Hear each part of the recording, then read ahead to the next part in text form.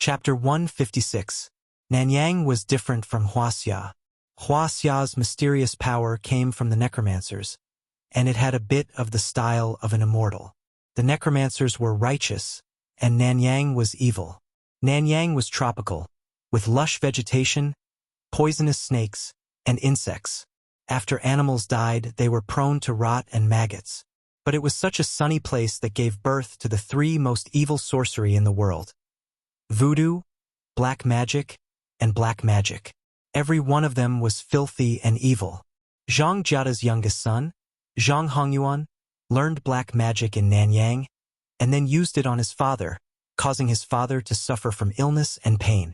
Bai Rongqing had seen these mysterious powers. But no matter how powerful the voodoo was, it was impossible to instantly control people's minds and make them kill each other. Although he had participated in warlord wars and was used to the battlefield where limbs were flying everywhere, Bai Rongqing was just an ordinary person after all. So when he saw the scene in front of him, he was immediately scared out of his wits. More than a dozen brothers who spent time with him suddenly pulled out guns and fought, and died tragically around him. Such a strange scene could only be described with the word ghost. Looking at Bai Rongqing's sorry state, She couldn't help but glance at him with some disgust, then frowned and asked, "Tell me, where are the two Wuxia people? Who is the mastermind behind their kidnapping?" Bai Rongqing was stunned for a moment, then immediately shouted in panic, "Mayman! It has nothing to do with me. It was Bacha who did it." "What do you mean? Speak clearly." His tone was very panicked, and his Mandarin was not very standard, so she didn't understand for a while. "I was only responsible for providing support. It was Bacha who ordered it. He's in Mayman. Those two Wuxia people have been brought back to Mayman by him." This time, she finally understood. Mayman should be a place. Bacha was the mastermind of this series of events. Since he was in charge of providing support, the person who arranged for the sniper was definitely the one in front of him. Thinking of this, she turned his head to look outside the hall, but Qin Shueqing had long since disappeared. It was probably because he had never seen such a bloody scene before, so he felt a little nauseous. "Forget it, remember to be a good person in your next life and accumulate more good karma." Hearing this, Bai Rongqing's expression suddenly changed. He thought that she was going to kill him, so he quickly knelt on the ground and kept kowtowing, begging for mercy. "Don't kill me! None of my business. I am also from Wuxia. Don't kill me." She didn't pay any attention to him. Instead, she turned around and walked out of the hall. Looking at his back as he left, Bai Rongqing thought that his begging had worked, so he was so excited that he wanted to stand up. However, at this moment, Shi, who had already walked out of the hall, suddenly snapped his fingers. A flame suddenly jumped out from his fingertips. Then, the flame was like a dandelion, slowly floating on top of the blood in the hall. Like a spark on oil, the blood on the ground did not seem to be blood, but gasoline. The raging fire engulfed Bai Rongqing in an instant. Outside the hall, when Old Dog saw Qin Shueqing walk out of the hall safe and sound, he could not help but widen his eyes. When he saw Shi walk out of the hall, his face suddenly looked as if he had seen a ghost. The gunshots were so intense just now. Could it be that they were shooting? Shi waved in Old Dog's direction, and Old Dog immediately started the car and anxiously drove in front of the two of them. While the two of them were in the car, Old Dog secretly glanced at the hall. Then, he could not help but swallow a mouthful of saliva, and cold sweat appeared on his face. "Go to Mayman." Old Dog had not recovered from the shock, and when he heard Shi say it again, he said with a panicked expression, "Mayman? Golden Triangle?" Hearing this, Shi raised his eyebrows and could not help but chuckle. "Golden Triangle? Let's go, let's take a look." It had to be said that the Old Dog was also very powerful. After entering Laos, he contacted a helicopter and directly flew Shi and Qin Shueqing to the Golden Triangle. This place was inaccessible and mountainous. Most of the areas were more than 3,000 meters above sea level, and the roads were all small roads, so they had to rely on horses and mules to transport drugs. Now that they had money, helicopters naturally became the most popular item for drug traffickers. 20 years ago, Kansa ruled the world here, but after Kansa's death, this place returned to its previous state of fragmentation, similar to the three kingdoms of Qin and Han. Bacha is a drug trafficker who suddenly rose to prominence in the past 10 years, and his group of people are not afraid to fight. In terms of strength, he is below average, but in terms of terror, he is definitely in the top 3. At this rate, I think he will become the second Kansa. Seeing that Bai Rongqing was easily taken care of by them, Old Dog was finally willing to open his mouth. Whatever Chun Shi asked, he answered honestly, and did not dare to be hazy at all. After flying for almost 40 minutes, a small village appeared in Chun Shi's field of vision. This was a very backward village, and the style of the houses were all wooden high houses unique to Nanyang. A few children ran around the village from time to time, and it was a peaceful scene. The helicopter landed in the open space outside the village, but the children seemed to be used to it, and did not even gather around to look at it. Qin Xueqing got off the helicopter and saw a sea of red flowers. It was a sea of poppies, and they were as red as blood. They were delicate and beautiful, but they were full of murderous intent. Maiman is Bacha's nest, and there are anti-aircraft guns there. Planes cannot get close or they will shoot them down, so we have to ride horses there. Old Dog gave a few simple instructions to a villager, and the villager pulled 3 horses from the stable. The 3 of them rode their horses slowly along the small path, just like tourists who had come here for a vacation. After walking for about an hour, the Old Dog finally stopped.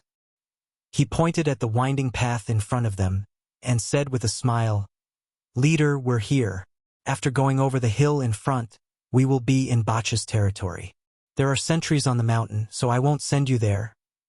After that, Old Dog wanted to turn his horse around and return to the village. "Stop." Chun Shi stopped him. At this time, Qin Xueqing also turned to look at Chun Shi. They came here not only for revenge, but also to save people. If it was only for revenge, they only needed to sneak in, kill, and run. But if they wanted to save people, they had to think about it carefully. After all, the hostages were just ordinary people, and a bullet could kill them. Qin Xueqing had already thought of a few plans in an instant. But after thinking about it, she changed her habit and did not immediately say her opinion, but silently waited for Chun Shi to make the final decision. Everything was up to him. Assassination or a trick? Chun Shi thought about it for a while and then made a decision. "Like I said, stay here and wait for us to come back." After glancing at Old Dog, Chun Shi turned to Qin Xueqing and said, "Let's go. I want to see how poisonous and powerful that drug lord is." "Okay." After hearing his bold declaration, Qin Xueqing immediately nodded excitedly. Chapter 157. This was a place where poppies bloomed, and where drugs were rampant and evil were bred. In people's impression, this place represented darkness.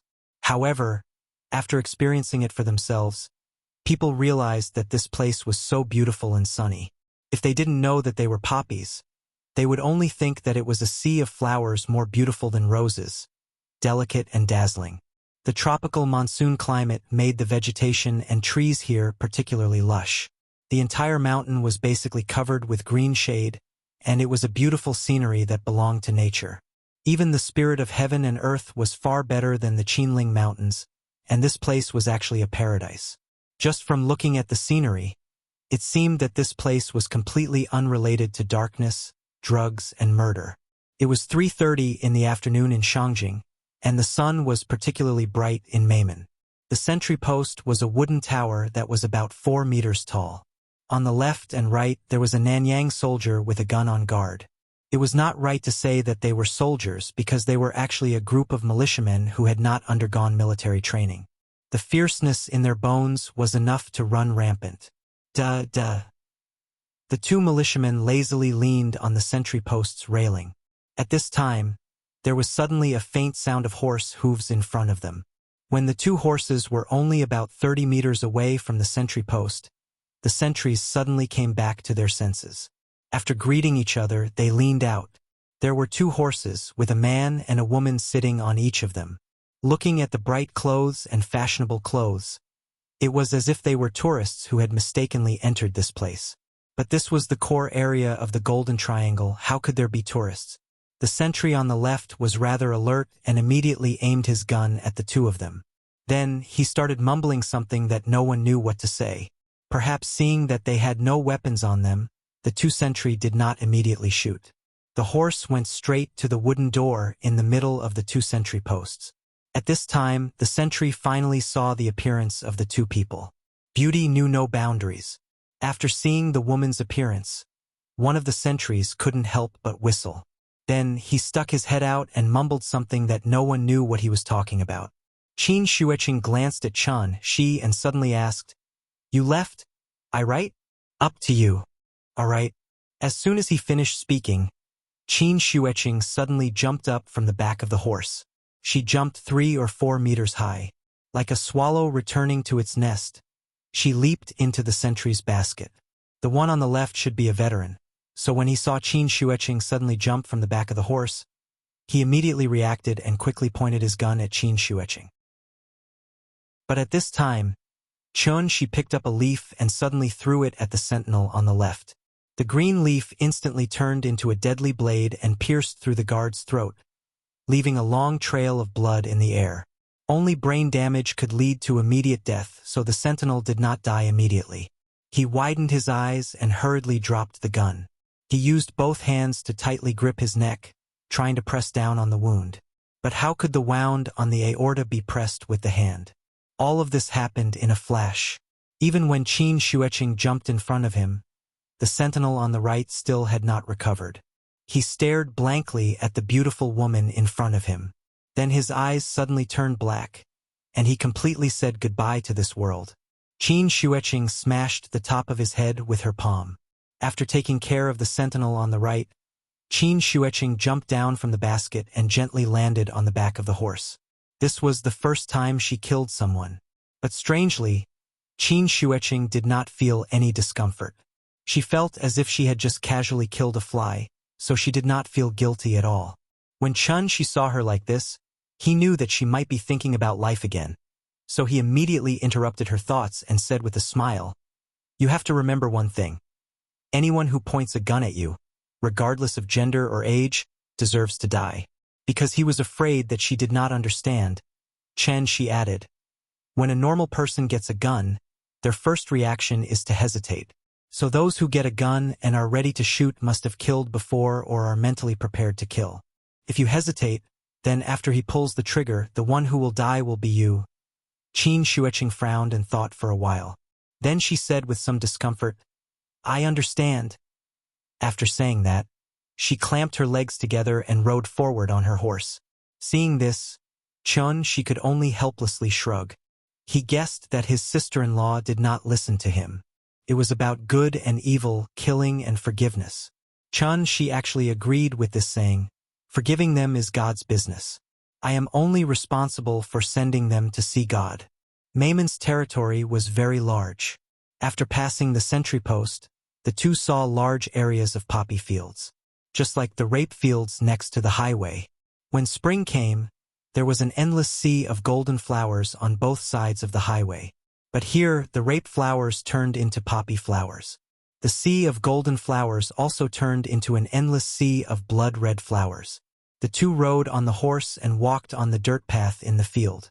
Most of the flower farmers were women. When they saw them, they all stopped what they were doing and stood up to look at the two strangers who came out of nowhere. Now that everything was humanized, the treatment of flower farmers was much better than before.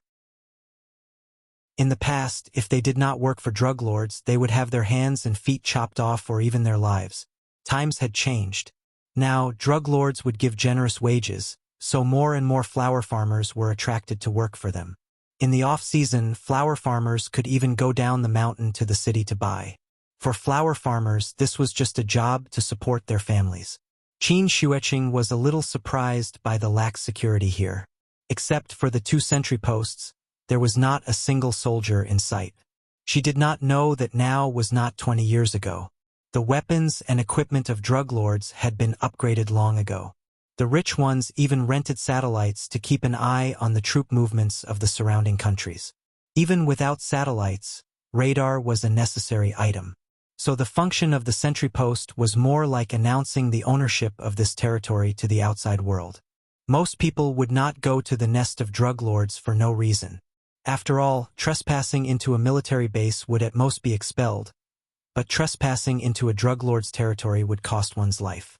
Mayman was like a small town. There were several villages around the town, and the villages were surrounded by a sea of flowers. The two walked for a while. After passing through a sea of flowers, the terrain suddenly opened up, and the reinforced concrete building finally appeared in front of them. In front of them was the legendary town of Mayman. Qin Shueqing curiously looked at the layout of the town and found that the place was completely arranged according to the plan of a military base. In the center of the base, there were 2 missile launchers, and several cannons were arranged on the roof next to them. A little further ahead, there was a helipad full of armed helicopters. On the right side of the town, there was a training ground where hundreds of armed soldiers were being trained. Except for the lack of an airport runway, there was really everything here. Qin Shueqing was a little stunned, because her impression of drug lords was still in the movies. However, what she did not know was that the movies were all about the drug lords of Kunsa's time. Decades had passed, and even Wuxia's aircraft carrier had been launched. If the drug lords had not been upgraded, they would have been wiped out by the government long ago. How about we go back and think about it? It was true that her sister-in-law was arrogant, but she was definitely not stupid. No wonder the government had not shouted the slogan of encirclement and suppression of the Golden Triangle in recent years. It was because the fight would be terrible. In the past, the soldiers rushed with guns. 2 heavy machine guns could kill a regiment, and they could not take a step forward. Chapter 158. Looking at the modern military base in front of her, Qin Shueqing had some thoughts of retreating. But when Shi heard her words, he couldn't help but raise his eyebrows. He first glanced at Qin Shueqing's right arm, then asked with a faint smile, "Do you still remember why you're here?" Qin Shueqing was stunned. After looking down at her right arm unnaturally, she said hesitantly, "Are you really that confident? I'm above the heavens." When he said this, Qin Shueqing couldn't help but look at Shi. Her almond-shaped eyes widened, as if she was very surprised. Seeing this, she couldn't help but ask, "What? Is it strange?" Qin Shueqing realized that she had lost her composure, so she quickly shook her head and sighed, "You should be above the heavens." "That's good. Go, I'm in a hurry. I have to go back to Shangjing later." Okay. Perhaps she was infected by Shi's strong confidence. Qin Shueqing nodded heavily and didn't say anything else. She jumped off the horse and walked directly to the base in front of them. Shi rarely rode a horse, so naturally, he wanted to ride to his heart's content. So he leisurely followed behind his sister-in-law to the base. If Nianyan was here, she would have already clamored to ride a big horse. The base didn't have a wall. It was surrounded by a circle of barbed wire, and the so-called gate was only a railing that could be raised. The strange behavior of the two had already attracted the attention of the sentinels. However, their attire made the sentinels think that they were customers who came to buy drugs, so they didn't suspect anything. Therefore, when Qin Shueqing approached the gate, a soldier came out from the side of the sentry post, and then he started talking. Qin Shueqing didn't look at the soldier. Instead, he looked at an empty space not far behind the soldier. There were a lot of wooden stakes there, and a few of them had people tied to them just like the crucified Jesus. These people were full of scars, and they hung on the stakes motionlessly. No one knew whether they were dead or alive. She took a closer look, and after confirming that those people were not Wuxia's people, she could not help but let out a sigh of relief. If the hostages were to die here, the reputation of the Shangjing Emergency Department would be completely lost. Seeing that Qin Shueqing didn't reply, the soldier was a little angry, so he wanted to come up to her and take her back for questioning. Just as he reached out to grab Qin Shueqing's left arm, Qin Shueqing made the first move and directly grabbed the soldier's neck. Gotcha! Qin Shueqing exerted a little force with her slender fingers, and the unlucky guy's neck was broken. She wasn't a helpless flower vase. Even if one of her hands was broken, she was still a great master in the gang state. There was a surveillance room in the base, and there were many monitors in it, monitoring the movements in the surrounding villages. When they passed by the sentry post, because they moved too quickly, the monitors didn't notice what happened there. Now that Qin Xueqing was standing at the entrance of the base, this move immediately attracted the attention of the monitors. Looking at the soldier who was casually thrown to the ground, the monitors immediately sounded the alarm. The shrill alarm suddenly rang over the village. At this moment, the entire base seemed to come alive, and countless soldiers rushed out from all corners of the base with guns. Even the soldiers who were still training on the training ground immediately stopped their training, and under the command of the instructor, they instantly entered combat mode. Looking at Qin Xueqing, who stirred up the hornet's nest, she couldn't help but feel speechless. He originally thought that Qin Xueqing would sneak in, blow up a few houses to distract the enemy, and then take action. He didn't expect that she would attack the door in such a simple and crude way. This style of doing things was somewhat similar to his style. When Qin Xueqing heard the sudden sound of the alarm, she was also shocked. She carefully looked around and made sure that no one else was watching before she made her move, but she forgot that there was a monitoring system here. After cursing herself a few times with some annoyance, Qin Xueqing quickly jumped into the sentry post next to her. She really wasn't cut out for assassination and sneak attacks. The sentry post at the entrance of the base was not like the previous sentry tower. It was a square reinforced concrete building, 2 stories high, and the walls were thicker, which served as both a sentry post and a defense function. There were 3 soldiers in the sentry post. After hearing the alarm, one of them was ready to go out to check the situation, but he didn't expect to run into Qin Xueqing, who rushed into the sentry post. Almost without any reaction, he fell to the ground silently. A master could kill people within 10 steps like killing chickens. When Qin Xueqing sneaked up to the second floor, the other 2 soldiers were still observing the situation on the second floor. They saw Qin Shi leisurely riding a horse in front of them. When they were about to shoot the stranger in front of them, Qin Xueqing had already twisted their necks from behind. After the monitor explained the enemy's situation and location through the broadcast, the soldiers all rushed toward the sentry post. After all, they were not a regular army, but the private armed forces of the drug lords, so they didn't have high discipline. When they heard that the enemy had invaded, they swarmed over. Qin Xueqing sneaked a glance at the situation below. There were at least 200 to 300 people, and they were all fully armed soldiers. These private armed forces were actually not much different from terrorists, so when they saw the body at the gate, they didn't need anyone to give orders, and 3 soldiers carrying rocket launchers directly walked out. The drug lords lacked everything but money. It was just a sentry post, and they could just blow it up and fix it later. They were carrying Carl Gustav M384mm rocket launchers, which were only produced in the 1990s and had been purchased and equipped by many countries. They could destroy all armored vehicles, including heavy tanks, as well as defense facilities such as bunkers, field fortifications, and so on within a range of 300 meters. The rocket launcher's initial speed was not fast, only 110 meters per second. After it was fired, it would keep accelerating until it was close to the speed of sound.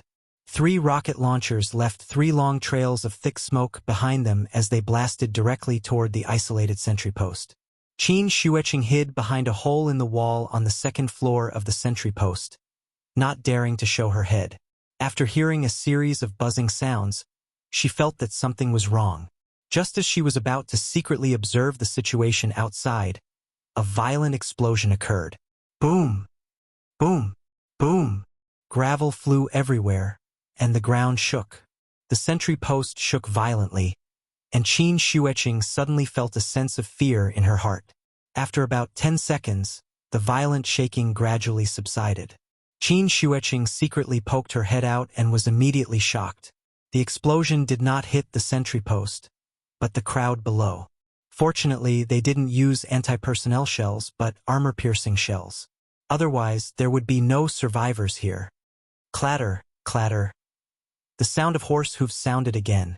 After using his true essence to calm the frightened horse, Qin Shi rode into the base leisurely. He had to admit that his sister-in-law was indeed talented in gathering monsters. Otherwise, even if there were 3 more rocket launchers, it would be impossible to cause such a huge loss to the enemy. They actually dared to shoot his sister-in-law in front of him with an RPG. Chapter 159. After entering the gate of the base, the horse stopped, kept snorting as though it did not like the smell of the place. When the drug lords heard the commotion, they ran out with guns in hand. Thus, they did not wear any protective equipment. The purpose of bulletproof vests and helmets was not to stop bullets. With the exception of the super-heavy helmets used for explosive disposal, there was no other helmet in the world that could stop a rifle bullet.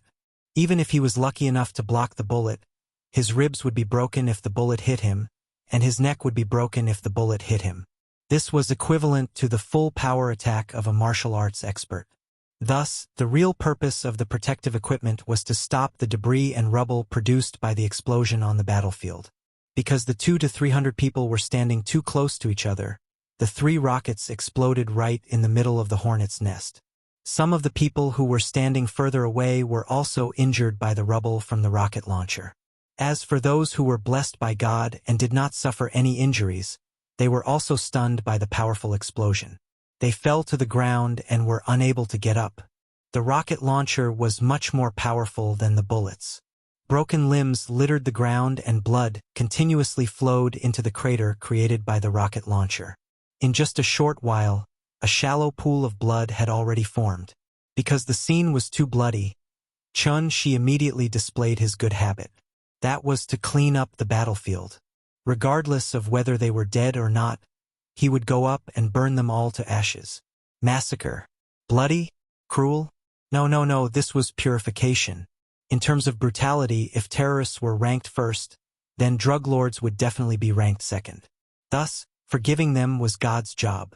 Chun-Shi was only responsible for sending them to see God. 200 to 300 people were instantly engulfed by the fire. Qin Shueqing glanced at the scene and walked out from the outpost. Then, she stood beside Chun-Shi with a complicated expression. Chun-Shi picked up a gun from the ground. Caliber. The first small-caliber rifle to be officially listed in the world. It was used on a large scale during the Vietnam War. Now, it had been completely retired and replaced by the M16A2. The old version had become a civilian rifle in North America and Europe. He had played Counter-Strike before, but he had never played with a real gun. So, after getting the gun, he studied it carefully. In the end, he didn't forget to take out the magazine and take a look. Then, he put it back. Fortunately, the magazine was full. Let's go and see where the hostages are being held. Leaving the horse at the gate, Chun-Shi swaggered into the base with Qin Shueqing. Taking the layout of a regular military base as an example, the outer perimeter was a sentry post, surveillance tower, machine gun tower, concrete walls, and barbed wire. Inside the base was an arsenal, an armory, a fuel depot, and barracks, including dormitories, dining halls, and toilets. The drug lords were not so particular. The anti-aircraft guns were placed at the entrance of the base, and the surface-to-air missile launchers were placed in the middle of the base. What was even more bizarre was that there was actually a villa not far behind the missile launcher. The villa was 2 stories high and there was a small garden in front of it. It was obvious that this was the base of the drug lords. The 2 of them surrounded the base. Chun-Shi held his gun and constantly shot at the fish that tried to escape the net. Whoever dared to show their head, he raised his gun and shot. 30 bullets were quickly used up. When there were no more bullets, he threw down the rifle and shattered the ground with his foot. With a wave of his hand, a series of gravel accurately hit the enemy's forehead. In the beginning, some small shrimps tried to resist by shooting, but as the 2 of them gradually went deeper, the sound of gunfire gradually subsided. The 2 of them walked straight to the villa. At this time, Chun-Shi discovered a problem. In the beginning, 200 to 300 people died. In addition to the small shrimps that came out one after another, there were at most 400 people. It was impossible for such a large military base to only have so few people. No matter how he thought about it, something felt wrong. Then, where were the people? Chun-Shi pondered as he pushed open the door of the villa with Qin Shueqing. This was a magnificent villa. If the floors were a little higher, it could almost be called a castle. The drug lords had no taste and were purely nouveau riche. Therefore, the decoration in the villa was very luxurious. There were all kinds of gorgeous and luxurious furnishings that could be considered dazzling. Among them, the most eye-catching was the bearskin carpet that could be seen as soon as they walked in. The villa was empty. There was no one in sight. The two of them looked at each other. When she was about to say something, a child suddenly appeared on the stairs on the second floor. It was a Nanyang child who looked to be only 12 or 13 years old. His face was full of fear and timidity. In sharp contrast, the AK-74 in his arms was the stark contrast. As the most widely used automatic rifle in the world, the AK-47 was known as the world's king of guns. A total of 100 million units were produced. At least 53 countries purchased and fully equipped it. 5 countries even painted it on their national flags. This was the synonym for slaughter. So far, at least 20 million people had died under the muzzle of the AK-47. It was far more than the number of casualties caused by the 2 atomic bombs in Japan. The black barrel trembled slightly. The child seemed to be very afraid. Seeing this, Qin Shuiqing could not help but be stunned. But in the moment when she was distracted, the child suddenly opened fire. Da-da-da. The muzzle of the gun spat out tongues of fire. There was no fear on the child's face. There was only excitement and fanaticism. The recoil of the AK-47 was well known. However, because the child had been practicing for a long time, his hands were very steady. He stood on the stairs on the second floor as if he had gone crazy. He laughed wildly as he sprayed bullets downwards. The bullets swept the table, the windows, the furniture, and instantly tore everything into pieces. The 30 bullets were quickly used up. When the child put down the gun and looked at his masterpiece proudly, he suddenly realized that although it was a mess downstairs, the 2 people stood there without moving at all. After sighing softly, she turned his head and said to Qin Shuiqing helplessly, "The bullets fired from the gun of a 14-year-old child are as deadly as the bullets fired from the gun of a 40-year-old man, maybe even more deadly." Qin Shuiqing heard this sentence before. It was from the King of War. However, when this scene happened in front of her eyes, she couldn't help but feel very complicated. She did not say anything else. With a wave of his hand, the bullets that stopped in front of them all turned around and then shot at the child on the stairs at a faster speed. The body was a child, but the heart was a demon, so can't stay. Originally, she came with the mentality of avenging his sister-in-law, but after being disturbed by this child, even he began to feel a little uncomfortable. The child was not wrong. It was the world that was wrong. Even a teenager was trained to be a demon that killed without batting an eyelid. This kind of behavior had completely infuriated him. After frowning and glancing at the stairs, she suddenly seemed to have noticed something. He quickly looked back at the door of the villa. Qin Shuiqing saw his actions. While she was confused, Shi's figure had already disappeared from the hall. Almost at the same time, he was outside the villa. Chapter 160. Missiles were divided into strategic missiles and tactical missiles. The Tau anti-tank missile was a tactical missile. It was produced and used in large quantities during the Cold War. It could be launched from vehicles or helicopters, or it could be carried by infantry. It was mainly used to attack hard targets such as tanks, armored vehicles, bunkers, and artillery positions. The missile was 164 meters long, the diameter was 152 meters, and the total weight was 47 kilograms. In the unfinished Syrian war, a new tactic gradually became popular. As long as they encountered a fortification that was easy to defend and difficult to attack, they would directly bombard it with a Tau missile and blow it up together with the fortification. Simple and convenient. Of course, this tactic was patented by the rich. The price of a Tau anti-tank missile was about $60,000, which was equivalent to 10 AK-47s plus 100,000 bullets, and it was also equivalent to a BMW 5 Series. It sounded like a lot, but for drug dealers, this small amount of money was nothing. When the Tau missile was just launched, its flying speed was only 65 meters per second, which was not as fast as a rocket launcher. But when the wings were unfolded and the propulsion device was activated, the flying speed would increase sharply and could exceed the speed of sound in a very short time. Because he was distracted by the child, she didn't notice the strangeness outside the house. By the time he reacted, the missile was already right in front of him. Boom! The sudden explosion instantly set off a burst of intense flames and thick smoke. The overwhelming flames covered more than half of the villa. Qin Xueqing rushed out of the villa to take a look. She saw Shi standing at the door of the villa, his right hand raised in the air. A semicircular invisible shield blocked the flames and smoke set off by the explosion in the air. Qin Xueqing looked up and saw every detail. The raging flames above the villa looked terrifying, but it was like a monster locked in a glass room. Could only roar and wreak havoc outside. It was like watching a silent movie. The invisible shield even blocked the sound, so only the dancing flames in the sky could be seen, but no sound could be heard. Shi withdrew his right hand, and some small flames fell from the sky. What followed were some pitch-black oil and debris, which were the remains of the missile. No need to search, the person is definitely not here. Huh? What do you mean? If I'm not wrong, this base is just a cover-up. After hearing his words, Qin Xueqing frowned and began to think. When she stood behind Chen Shi and was about to say something, Shi suddenly jumped up from the ground and flew directly into the air.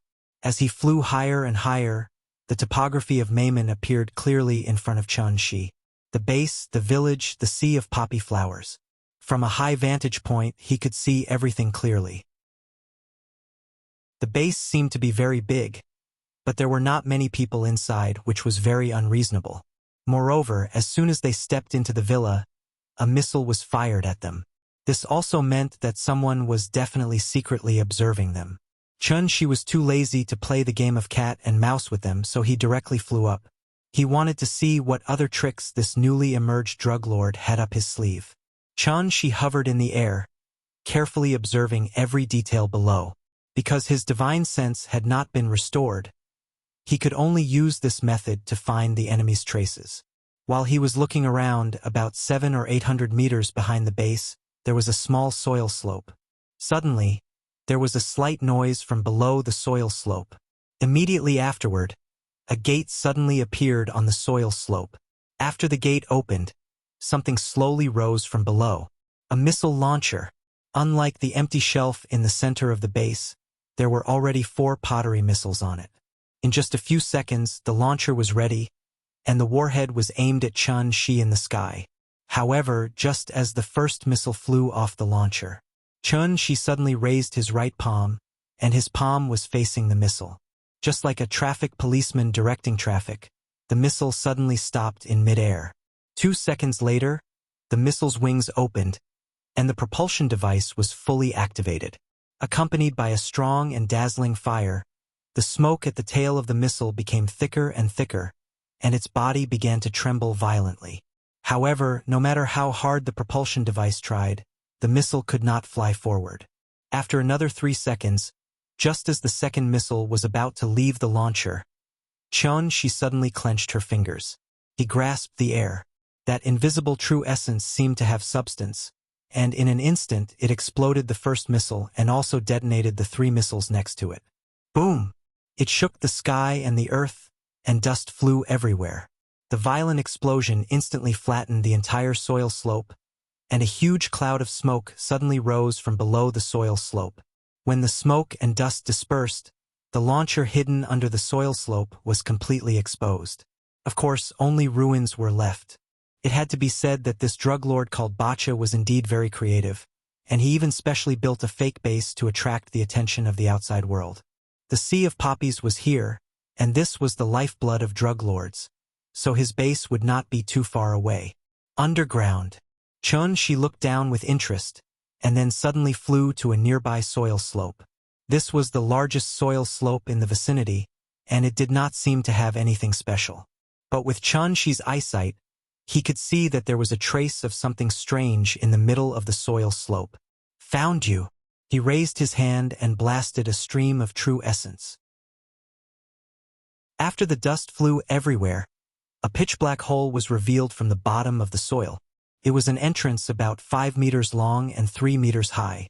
Just like the entrance to the underground garage, at first glance it was dark below. Chun-Shi landed at the entrance of the hole, and then directly walked in. However, waiting for him was a group of fully armed soldiers.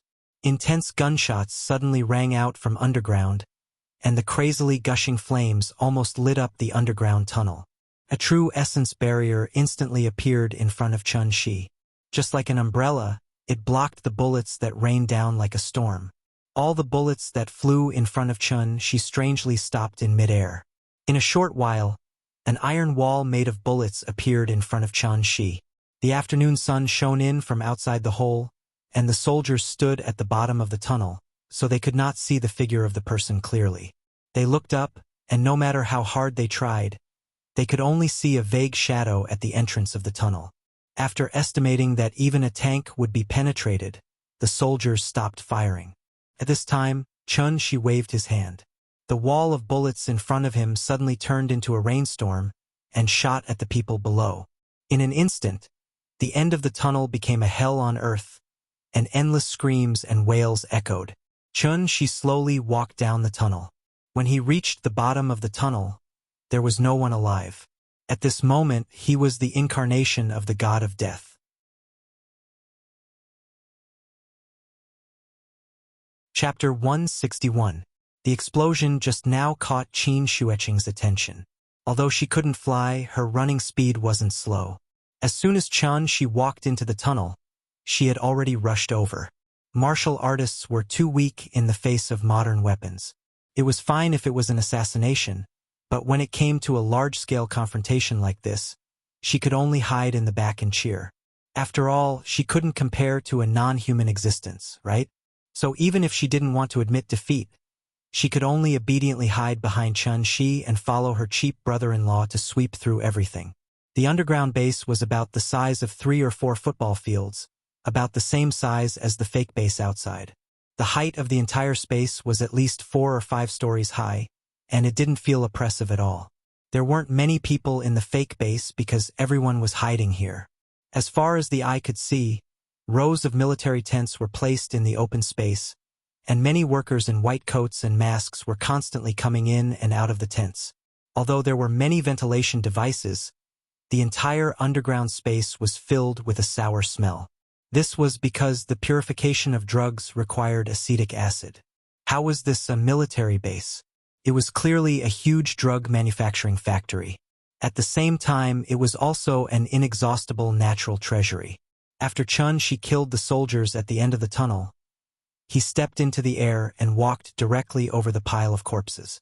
Qin Shueqing didn't have his ability, so she could only jump into the open space on the opposite side. Then they were surrounded. With the two of them as the center, hundreds of fully armed soldiers fanned out and pointed their guns at them. However, this time, the other party seemed to have learned their lesson, so they didn't immediately attack. Chun-Shi glanced around. Wherever his gaze landed, the soldiers all retreated in fear. The originally slightly loose encirclement was expanded by his gaze just like that. Only one person didn't move. It was a middle-aged man with dark skin. He looked to be in his 40s and was about 1.8 meters tall. Compared to the Nanyang people around him, his height was like a crane in a flock of chickens. Respected Celestial, greetings. The middle-aged man's Chinese was much more standard than by Rongqing's. So Chun-Shi immediately frowned and asked, "Are you from Wuxia?" "No, I'm from Shan." "All right, as long as you're happy." Although he didn't want to admit it, most of the big drug lords in the Golden Triangle who wreaked havoc all over the world were actually Chinese. Even Kun Sa, who had almost unified the Golden Triangle, was from Dianzhou. This middle-aged man was Bacha, the leader of Mayman, a true warlord and drug lord. After hearing Chun-Shi's seemingly joking reply, Bacha immediately felt relieved. He quickly turned his head and gestured to the attendant beside him. Respected celestial being, there's an old saying in Wuxia that goes, "Those who don't know are not guilty." I didn't know of your existence before, so I offended you. Please forgive me. As he spoke, Bacha's entourage brought 2 people forward.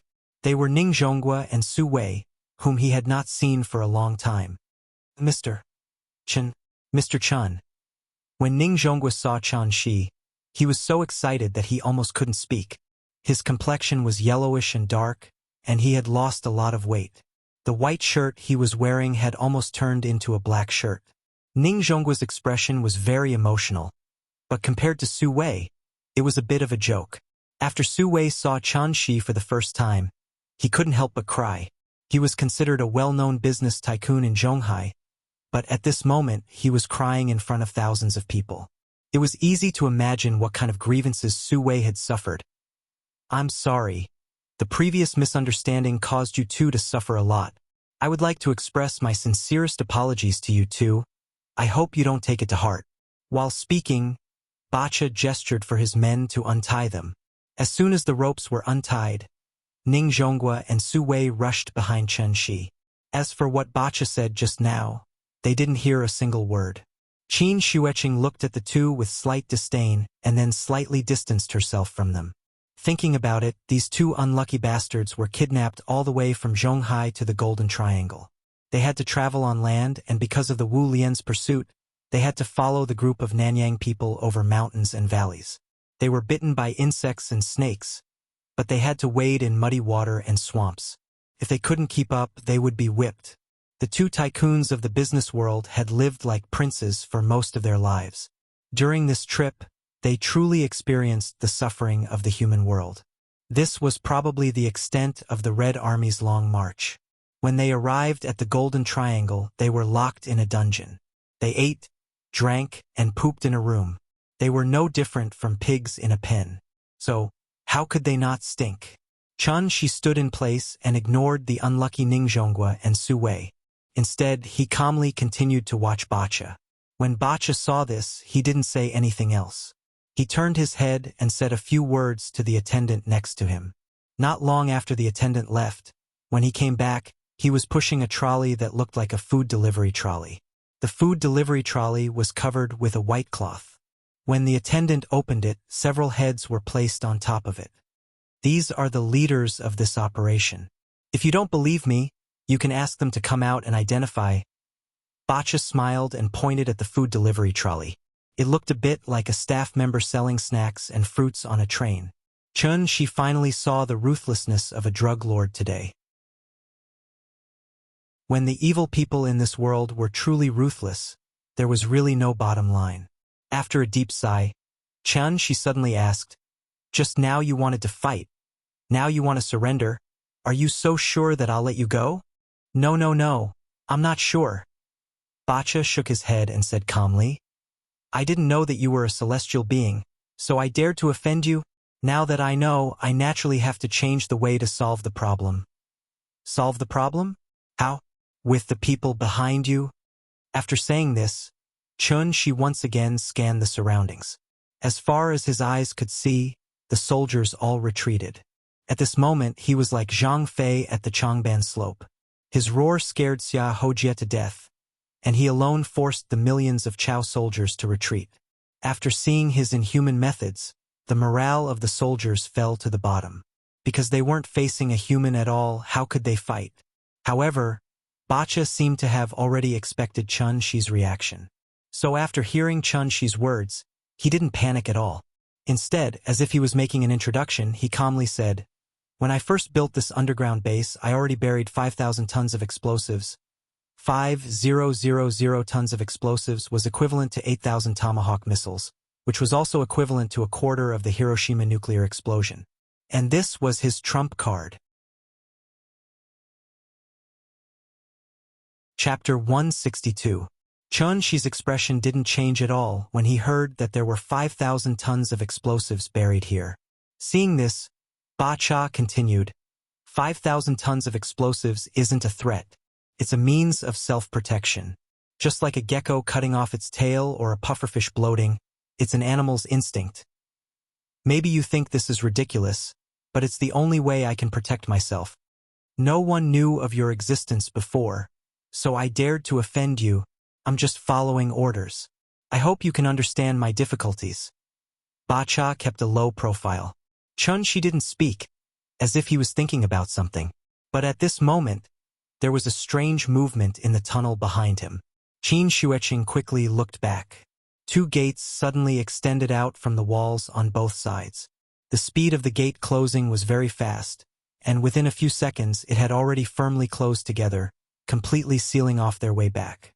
Judging from this, Ba Cha was obviously prepared to fight to the death. Every celestial was a legendary existence. In fact, they couldn't be considered human anymore. After all, how could humans fly in the sky? Before receiving the mission, Ba Cha had a bad feeling. He thought he could take advantage of the recent turmoil in Wu Lian, but he didn't expect to kick an iron plate. No, it was a steel plate. Although a great grandmaster in the aura state could control objects with chi, this kind of celestial being who could pinch and explode missiles in the air could not even break the aura shield when faced with the suppressive firepower of a reinforced company, and could even shoot back all the bullets. Ba Cha was completely out of ideas. Since he couldn't beat them, he could only fight to the death. Anyway, a celestial's life was much more valuable than an ant's life. Ba Cha was a famous drug lord, so he had already put his life on the line. So after he made up his mind, a faint smile appeared on his face, as if victory was already in his hands. Celestials weren't afraid of missiles because missiles couldn't hit them. Now the entire base had become a sealed can. Once it exploded, the celestials in the center of the explosion were no different from ants like them. They would still turn into ashes. However, just as Ba Cha was feeling proud of himself, she smiled faintly. "Have you played Fight the Landlord?" Ba Cha was stunned. He didn't expect him to suddenly ask such a question. Before Ba Cha could answer, she directly asked a second question. "Do you know what's bigger than a king bomb?" Bigger than a king bomb? Ba Cha was confused. He thought there was a deeper meaning in Shi's words, so he immediately thought carefully about it. For twos? No, in Fight the Landlord, the king bomb was the biggest card? He was still pondering. She had already given him an answer. "Let me tell you, bigger than a king bomb." Flipped the table as his voice, Shi's words, and the other Sh's he's of St. Before they could react, they were dragged by Shi and flew straight up the tunnel. At this moment, Ba Cha finally reacted. At this time, he no longer had any expression of victory, only a face of impatience. He kept roaring at the soldiers, "Beat them! Don't let them get away!" When the nervous soldiers heard his roar, they were so scared that they immediately pulled the trigger. They didn't even see a shadow before they started shooting. Intense gunshots instantly resounded throughout the entire base. However, Shi was extremely fast. In the blink of an eye, he had already dragged the three of them to the door that isolated the exit. A long sword condensed from true essence suddenly appeared in his hand. The long sword pierced through the gate. The gate, which was comparable to the gate of a vault, was as soft as a cake. The sword pierced through it without any resistance. With a twist of his right hand, Shi instantly cut a large hole in the door. The cave was not big, only a little more than a meter in diameter. Shi led the three of them out of the cave and then soared into the sky. Ba Cha hurriedly led his men to the end of the passage. Looking up, the sunlight was constantly shining through the hole into the passage. Where were the figures of those people? Scram! Seeing this, Ba Cha immediately panicked. He turned around and ran into the depths of the base. All the soldiers in front of him were fiercely slapped to the side. Ba Cha didn't lie.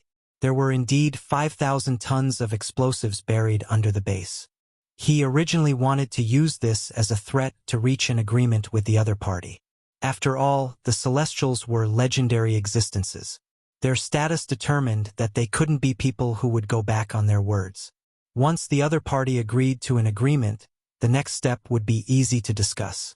He used his trump card, not because he didn't want to live, but because he had no other choice. Retreating in order to advance, trading life for life. The effective killing radius of 5,000 tons of explosives was about 160 meters. It sounded very small, but it had to be known that this was only the direct killing range of the explosion. The explosion would also cause a shockwave, and this shockwave would have a killing radius of 1 kilometer. In other words, once the 5,000 tons of explosives exploded, with the base as the center, a radius of 1 kilometer would be a dangerous area. The other party threw out a sentence that didn't make any sense, then turned around and ran. No matter how stupid Ba Cha was, he understood the other party's intention. Flip the table. Explosives. He wanted to blow up the base. Although the base was filled with explosives, it couldn't be detonated without a detonator. After all, the other party was a celestial. Who knew if he had some mysterious means like the boss? Ba Cha didn't dare to gamble, so his first reaction was to run, as far as he could. Old Dog tied the horse to the side, then sat on a rock and smoked in boredom. He had heard the explosion just now, so he couldn't help but sigh. Those two young people were indeed Wu Lian. They broke into the Golden Triangle alone and started a fight just because of a disagreement. Judging from the noise just now, they probably blew up some building. Old Dog wasn't in a hurry to go home this time. Because they did have some ability, maybe they wanted to cause a disturbance first, then take action. In that case, he would wait until it was dark. If they still didn't come out when it was dark, then don't blame him for running away. He couldn't stay in Maoping village anymore. After going back this time, it was best to hide in Yuebei for a while.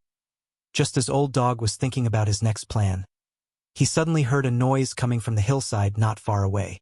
He turned his head and saw that it was the woman just now. The woman and two middle-aged men. Looking at their unlucky faces, Old Dog knew that they must be the hostages that had just been rescued. Oh? Rescued? Old Dog stood up and greeted Qin Shueqing with a smile. Qin Shueqing didn't talk nonsense with him. Before she walked down the hillside, she said to him directly, "Let them get on the horses. We have to leave here quickly." Old Dog's face changed when he heard that. He hurriedly asked, "Have Ba Cha's men caught up with us?" Qin Shueqing ignored him and signaled Ning Zhonghua and Su Wei to get on the horse. Then she started to run along the road they came from. "Hey, wait for us." Ning Zhonghua and Su Wei were too slow. After Old Dog pushed them onto the horse, he led the horse and quickly chased after them. The few of them ran wildly on the mountain road. But after running for a few minutes, a light suddenly exploded, followed by a violent vibration behind them. Old Dog was surprised and couldn't help but look back. Chapter 163. What did you guys do? Old Dog's eyes almost fell out of their sockets when he saw the mushroom cloud rising into the sky. He turned around and was about to say something to Qin Shueqing when the ground shook violently. There were many mountains in the Golden Triangle. After the explosion, the nearby mountains shook violently. The sudden shaking startled the horse. It neighed and raised its front hooves. If Old Dog had not pulled the horse back in time, Ning Zhonghua and Su Wei would have been thrown off the horse. The explosion happened underground. 5,000 tons of explosives was theoretically enough to trigger a magnitude for earthquake. Because the speed of sound was much slower than earthquake waves and light waves, Old Dog only heard the earth-shattering explosion after about 10 seconds. It was like a muffled thunder in summer. It was loud and continuous, resounding through the sky. Old Dog was so frightened that he jumped up. Even the Old Dog was scared, let alone the animals. In an instant, all the birds in the forest were frightened and flew out of the forest. They covered the sky and the earth, even blocking the sunlight. The birds flapped their wings. It was as if it was raining. The horse whined and raised its hooves to gallop away. Old Dog was not paying attention and the reins slipped out of his hands. The horse rushed forward with Ning Zhonghua and Su Wei on it. Ning Zhonghua hugged the horse's neck tightly, while Su Wei hugged Ning Zhonghua's waist tightly. The two unlucky fellows sat on the horse's back, shouting for help as they were carried away by the horse. The tremor lasted for about a minute. Unlike when they came, the four of them were running all the way back. So after a while, they returned to the small village from which they came. Because of the big explosion just now, the villagers in the village were so frightened that they all ran out. The adults and children were all gathered together, chattering about something that no one knew what. Qin Shueqing saw Chun Shi standing in the sea of poppy flowers at a glance. He seemed to be thinking about something. Qin Shueqing came close behind him. After pondering for a moment, she suddenly asked, "You want to destroy these things?" Hearing this, Chun Shi sighed deeply. Then, he smiled and said, I did have such a plan just now. But after thinking about it carefully, I realized, I really don't have that ability. Even the moon had been conquered, yet humans were defeated by a small plant. Was he really unable to resist it? Actually, that wasn't the case. Drugs were easy to suppress, but not the human heart. Put out the poppies, marijuana, morphine, cocaine. Even if these plants were completely wiped out, humans would still research new types of chemical drugs. He could destroy Maimon and the Golden Triangle, but he could not call back the hearts of those who had abandoned themselves. Qin Shuiqing understood what Chen Shi meant.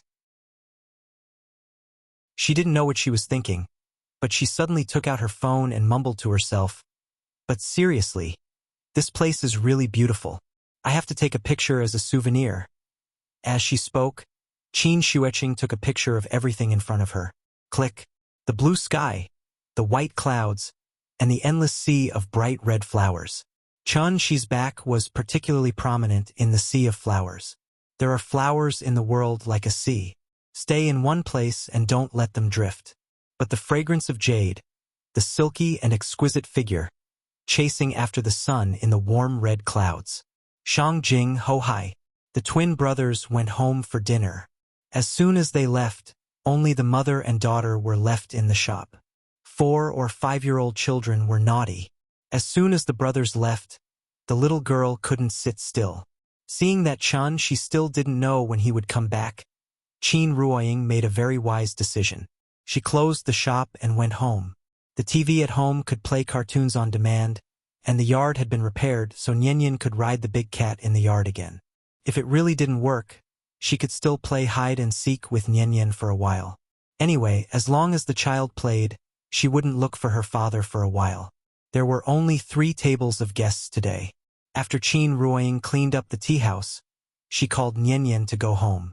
Now that the little girl had a new toy, it was the time for her to love it. She and the brothers built Lego blocks in the morning, so in the afternoon, she naturally had to study her Barbie doll. In the winter in Shangjing, it got dark earlier and earlier. It wasn't even 5 o'clock yet, but the sky seemed a bit hazy. The mother and daughter walked to the door of the tea house. As soon as they opened the door, a gust of cold wind hit them in the face. It was snowing outside again. Qin Ruoying turned to close the door. The little girl stood obediently beside her, holding her Barbie doll and playing with it. The little girl was still young, so her playing was very rough. She didn't think about how to match the doll. Instead, she constantly twisted the Barbie doll's limbs and made a variety of abnormal shapes. The mother and daughter didn't notice that Chen Shi had come back. Because there were no passers-by nearby, Chen Shi landed directly on the street outside the tea house. Nianyan wore a white down jacket today, a pair of brown cotton boots on her feet, and a pink wool thermal hat on her head. She looked round and very cute. Qin Ruoying also wore a white down jacket, which was a parent-child outfit with Nianyan. She didn't wear a hat, and her beautiful black hair naturally hung down to her shoulders, which she casually tied together with a rubber band. Chen Shi didn't disturb them. When Qin Ruoying closed the door and turned to take Nianyan home, she suddenly saw Chen Shi on the street. It seemed that she was startled by the sudden appearance of Chen Shi.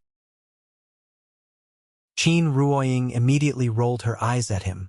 At this time, the little girl also looked up and saw Chen Shi. "Papa, you're back."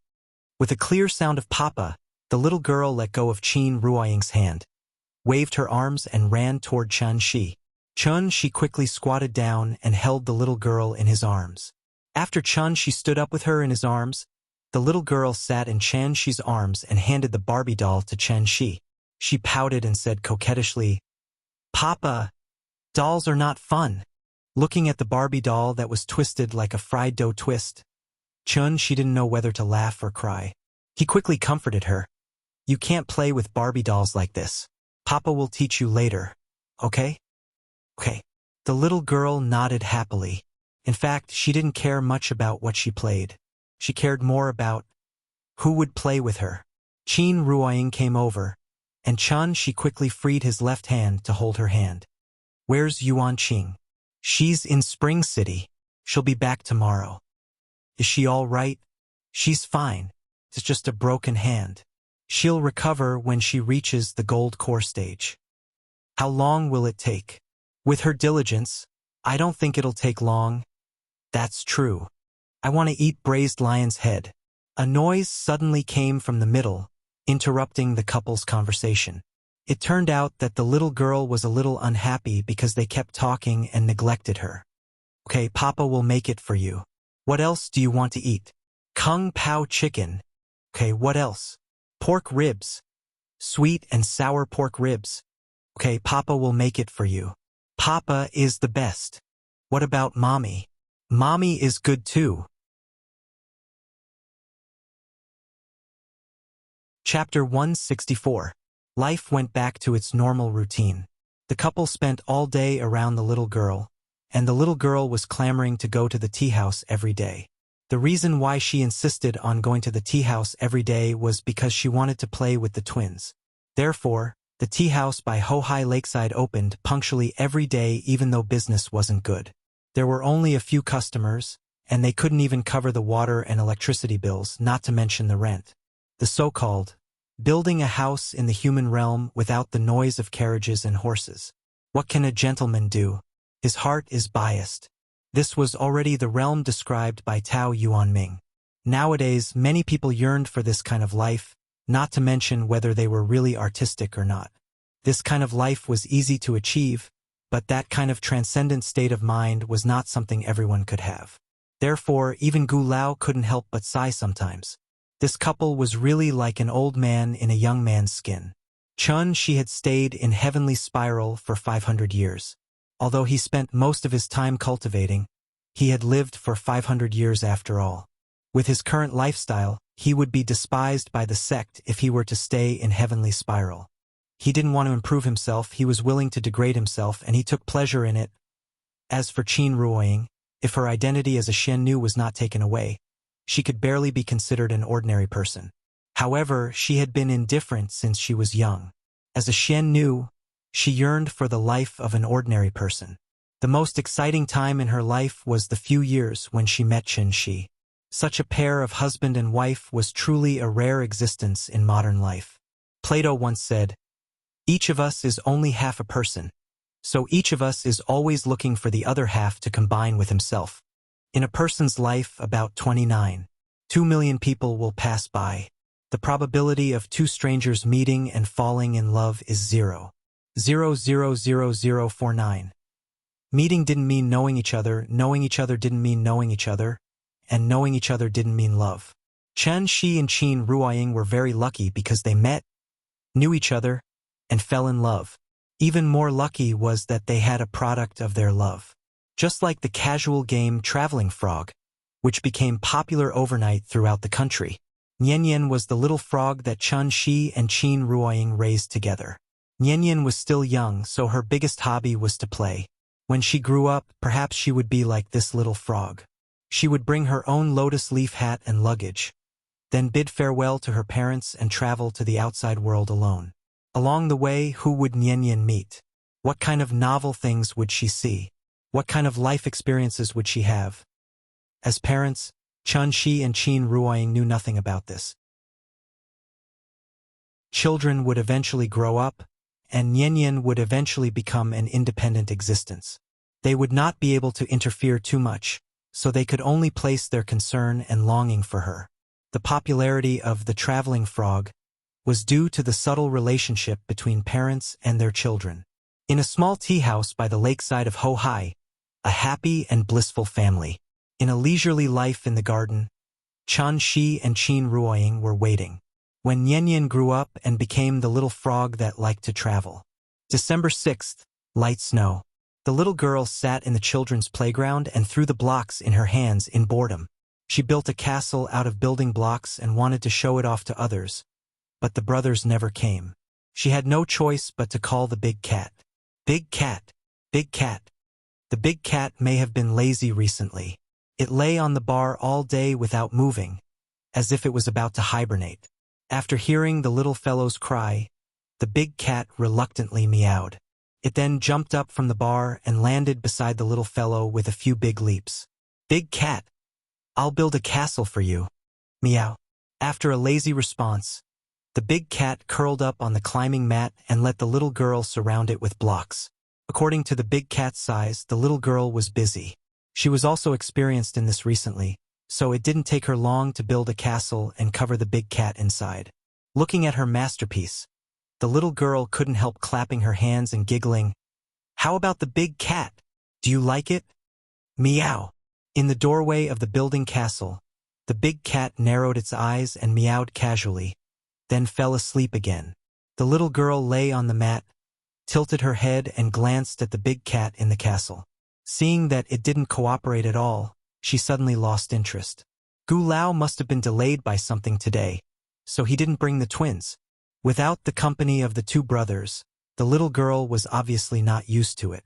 She sat on the cushion and thought for a while. Then, she suddenly stood up and ran to Qin Ruoying's side without even putting on her shoes. Qin Ruoying was reading a book. When she saw her coming, she immediately picked her up and asked with a smile, "Nian, what's wrong?" "Mama, when will my brothers come? Do they not want to play with me anymore?" The little girl pouted and looked wronged.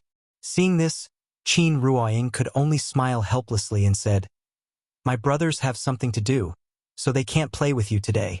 Wait until tomorrow, they will come again tomorrow." Chun Shi was changing the water in the kettle. Seeing the little girl's dejected look, he immediately interrupted and said, "Nian, it's rare that you're free today. Why don't we take you out to play? Where are we going? How about going to the mall to eat KFC?" Hearing this, the little girl's eyes suddenly lit up, and she immediately responded, "Okay, I want to eat KFC." "Then you go and put on your shoes. When you're done, we'll go out." "Okay." The little girl ran back to put on her shoes. Chun Shi's cooking was much better than KFC's, and the little girl was just looking for something new. Qin Ruoying naturally didn't have any objections to eating a meal once in a while, so she let it be. The tea house closed early again. The family of three stepped on the light snow and walked to Dongming Alley. When they passed by the courtyard, Chun Shi suddenly asked Qin Ruoying to wait for him, and then ran into the courtyard like a wisp of smoke. After waiting for a while, Chun Shi came out again. When Qin Ruoying saw his secretive look, she knew that he must be up to something again. Thus, she looked at him with a faint smile, waiting for him to explain himself. Seeing this, Chun Shi didn't hide anything and immediately took out two things from behind her. Dang dang da. When Qin Ruoying saw it, she suddenly did not know whether to laugh or cry. Chun Shi held the household register in his hand, one for her, and the other for Chun Shi and Nian. After seeing the household register, Qin Ruoying understood what he wanted to do, so she asked with a smile, "Do you still care about these things? Of course, we have a child illegally living together, so we have to make up for it." At this time, the little girl grabbed the household register in Chan Shi's hand, and then curiously turned it over. "Papa, what is this?" She did not know how to read, so she pointed to the 5 characters on it and asked, "Household register. Come on, Papa will teach you how to read." Holding the little girl in his arms, Chun Shi pointed to the Chinese characters on the household register and taught her to read. The family of 3 walked out of the alley. When they were about to walk out of the alley, Qin Ruoying suddenly could not help looking back at the familiar alley. In a trance, she seemed to have returned to the past. At that time, she would walk through this alley every day. But at that time, she did not think. Chapter 165. After the family of 3 left Dongming Alley, Chun Shi took a taxi and went straight to the Civil Affairs Bureau.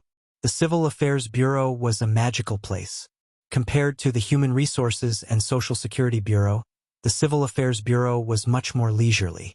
The door was open and anyone could come and go. What was even more amazing was that next to the marriage counter was the divorce counter. They went in and came out. They went in again and came out again. Countless gratitude and grudges, and endless expressions of all living beings. Today was not a big day, and the weather was not good, so there were not many people who came to go through the formalities. As soon as the family of 3 walked into the hall, countless eyes fell on them. Couldn't be helped. Compared to ordinary people, Chun Shi and Qin Ruoying's looks were too high. Some people who did not know the situation even thought that they were an unknown celebrity couple. What was even more eye-catching was that She was holding a lively and cute little girl in his arms. The child was already so big, but they still came to the Civil Affairs Bureau. Obviously, they were here to go through the divorce procedures. The young couple looked quite compatible. They were probably young and immature, so they got married and divorced impulsively. This kind of thing was common in the Civil Affairs Bureau. What a pity. Countless people secretly sighed. However, what made everyone's jaws drop was, she did not take the divorce registration number, but the marriage registration number. When he came to the marriage registration counter with the number, the staff around him could not help but look at him. It was not unheard of to get on the bus first and then buy the ticket, but it was really rare to see someone come to buy the ticket when they were almost at the terminal. There were very few people getting married today, so it was She's turn immediately. He put the little fellow down, and then he and Qin Ruoying held the little fellow's hand as they walked to the counter. The Civil Affairs Bureau was under the control of the local government, so the policies and charging standards were slightly different in each place. It was okay in Shangjing. Taking the number, filling in the form, taking photos and getting the certificate cost 9 yuan, and taking photos 30 yuan. As long as the procedures were complete, they could get the marriage certificate in 20 minutes. When she got 2 brand new marriage certificates from the registration counter, a very strange feeling suddenly surged from his heart. They got married just like that. Unlike the excitement of a wedding, when they were getting their marriage certificate, they felt an indescribable heaviness. This was not a derogatory term, but a complimentary one. It was a very complicated feeling. Perhaps it was his sense of responsibility. He looked at the marriage certificate in his hand and then looked at his lover beside him. Even the look in his eyes was slightly different. She wanted to show the marriage certificate to Qin Ruoying, but the little girl in her arms snatched it away. The little fellow looked at her parents in the photo and giggled for a while. Then, she suddenly stopped smiling and pouted at Shi. "Papa, why am I not in the photo?" Without waiting for Shi to reply, she seemed to have thought of something and immediately shouted, "Family portrait! Family portrait! I want to be in there too." This was a public place. Besides those who were preparing to get married, there were also those who were preparing to get divorced. Many people were already in a bad mood, so when they heard her words, their faces immediately darkened. "Sure, you can't be loud in public." Qin Ruoying quickly stopped the little fellow. Showing affection in this place was simply rubbing salt on other people's wounds, so it was better to restrain herself. In order to meet the little fellow's request, the couple quickly took her to a corner, and then She took out his mobile phone. Click! The couple leaned close to each other. The little fellow sat in the middle of them, holding her little face with both hands and sticking out her little tongue to make a face. Looking at this family portrait, both of them didn't know whether to laugh or cry. The little fellow took the mobile phone from Shi. When she saw herself in the mobile phone, she immediately seemed to have succeeded in a prank and couldn't help but giggle. Just as the 3 of them were showing off their love, a couple in front of the divorce counter started arguing. Marriage required a photo of the 2 people, and divorce required a photo of 1 person. Because the size of the photo provided by the woman was not up to standard, there was no way to go through the formalities, so the man asked the woman to go out and take another photo. The woman was unwilling, so the 2 of them quarreled in the hall. "You're deliberately looking for trouble, aren't you? You've done it twice and you still can't get it done. Let me tell you, I don't want to do it a 3rd time. Are you in such a hurry to marry that vixen?" The man's attitude was very bad, so the woman's mood immediately rose, and she opened her mouth to retort. Their voices were very loud, and they immediately attracted the attention of everyone present. When the man heard the woman's words, he was so angry that even his face turned red. So he roared angrily, "Watch your mouth! At this point, both of us know what's going on. Don't embarrass yourself here with me." The woman was stunned. After hesitating for a moment, she suddenly threw herself into the man's arms. Then, the woman cried bitterly as she lay in the man's arms and murmured, "I don't want a divorce. I don't want it. Let's start over. Okay? Okay." The man was also stunned. Looking at the most familiar stranger in front of him, the oath he once made immediately echoed in his ears. After all, she was the person he was most familiar with. After a deep sigh, the man didn't push the woman away, but gently hugged her.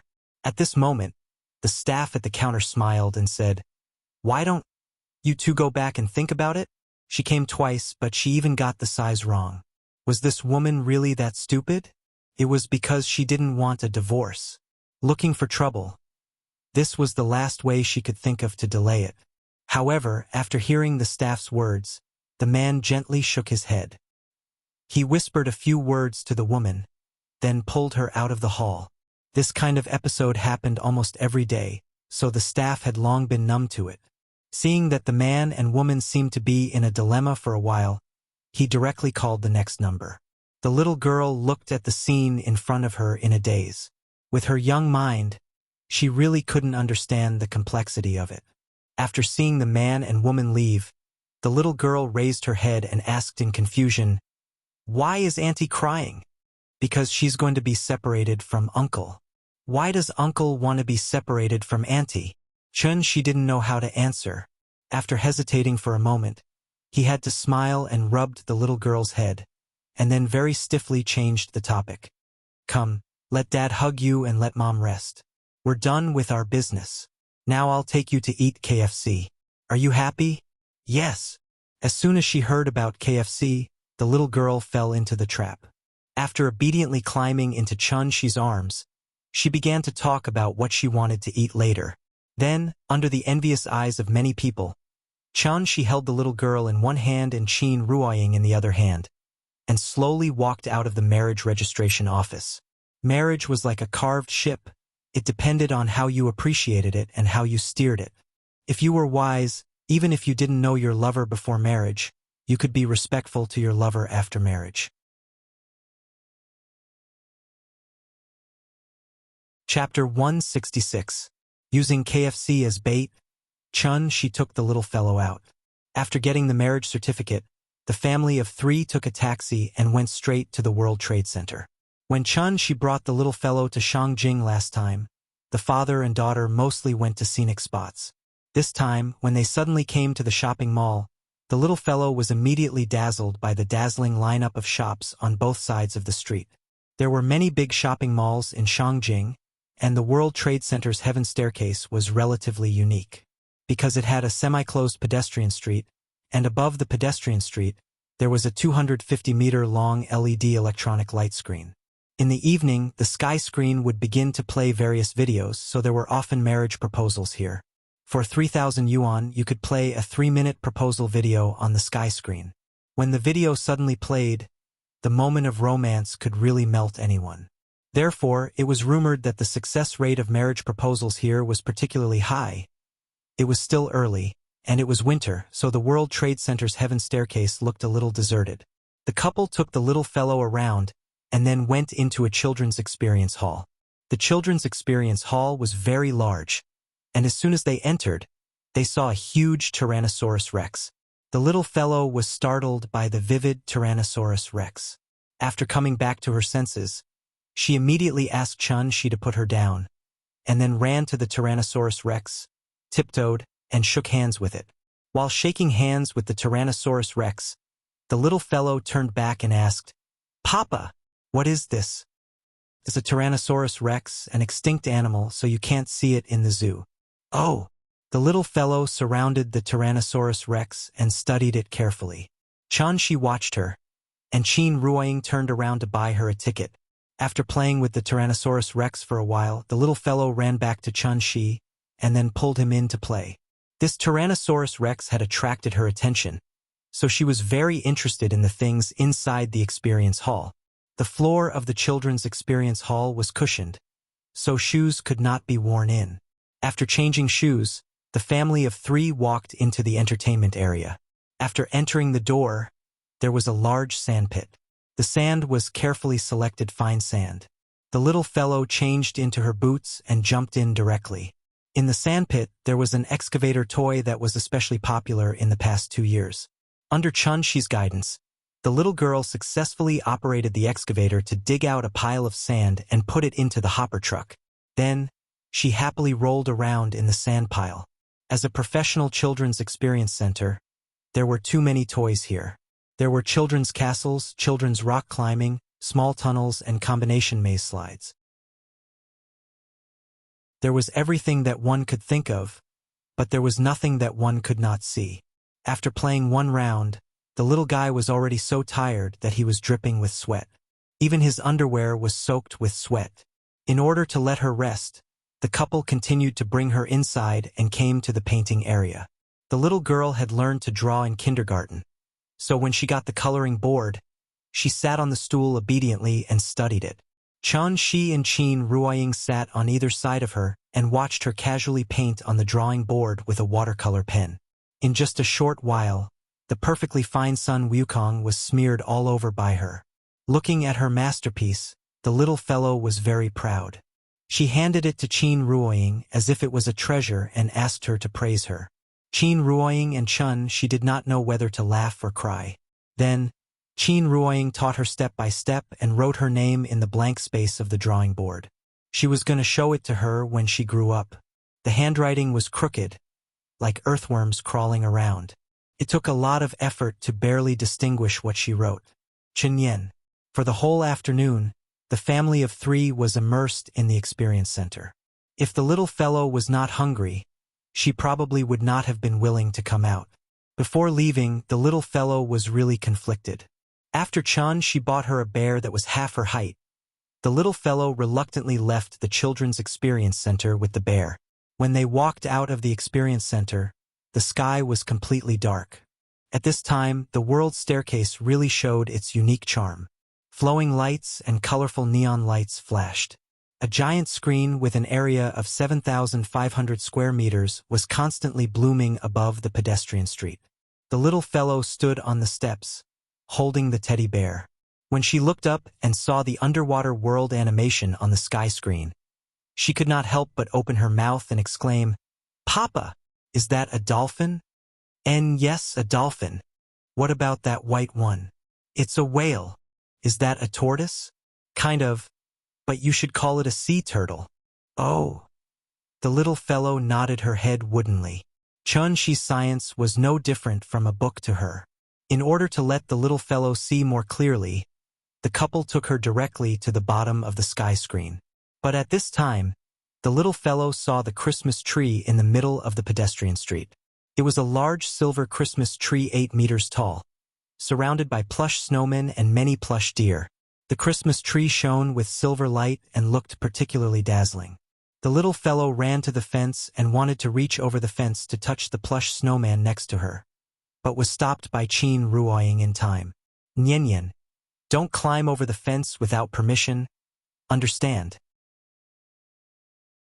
"Oh." Hearing her mother's words, the little fellow nodded obediently and then stepped back.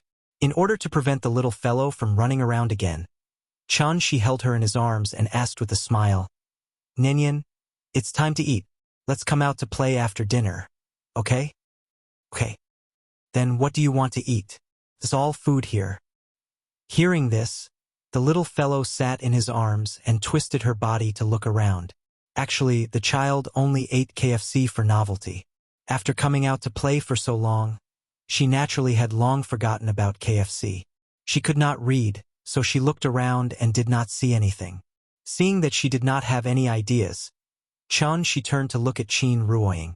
Qin Ruoying pondered for a moment, then pointed to the boiling fish village not far away and said with a smile, "How about that one? It seems to be Sichuan cuisine.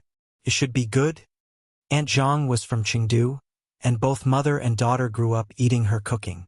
Naturally, they had a special feeling for Sichuan cuisine. The rent in the World Trade Center was very expensive, so the consumption level was naturally high. The decoration of this restaurant was very luxurious, and the environment was even better than Sally's restaurant in Zhonghai. Boiled fish, gluttonous frog, husband and wife lung slice, saliva chicken, spicy pork trotters, and all of them were spicy. The child was still young, so Qin Ruoying specifically asked for less chili, just a little spicy. But even so, The little fellow's face was red from the spiciness. She kept sucking in the cold air, but her mouth did not stop for a moment, and she kept shouting that it was delicious. She was strong on the outside but weak on the inside. She shouted that it was delicious, but she could not eat much before she was full. Qin Ruoying could not eat much either. Looking at the table full of leftovers, she had to ask the waiter to pack it up. After eating, the little fellow seemed to be tired. After she handed the toy bear to Qin Ruoying, she obediently shrank in Shi's arms. In just a short while, he had already fallen into a deep sleep.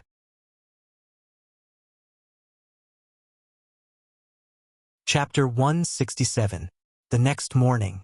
When Qin Ruoying got up and washed up, she was already busy in the yard. He dug another hole in the bluestone floor that had just been paved. After glancing at the little guy who was still sleeping soundly, Qin Ruoying quietly walked out of the west wing. When she came to Shi's side, she found that Shi had gotten a jar from somewhere. He was squatting next to the jar, busy with something. After noticing that Qin Ruoying came over, Shi looked back at her, picked up a bowl from the side, and scooped some wine from the jar with the bowl. Qin Ruoying just took the bowl from him, and a fragrant smell of wine rose directly from the bowl and hit her nose. The smell of the wine was very light, and there was a slight, indescribable fragrance in it. "This is wine. Yes, have a taste." Hearing this, Qin Ruoying picked up the bowl and took a sip. She didn't drink and didn't know much about wine. But with this sip, she could still feel a fragrant but not overpowering, mellow and elegant taste from it. In the unique spicy taste of white wine, there was a clear, refreshing, mellow and clean taste. It was really soft in the mouth, and the aftertaste was pleasant. It was very delicious. "What wine is this?" "Daughter's red." "How is it?"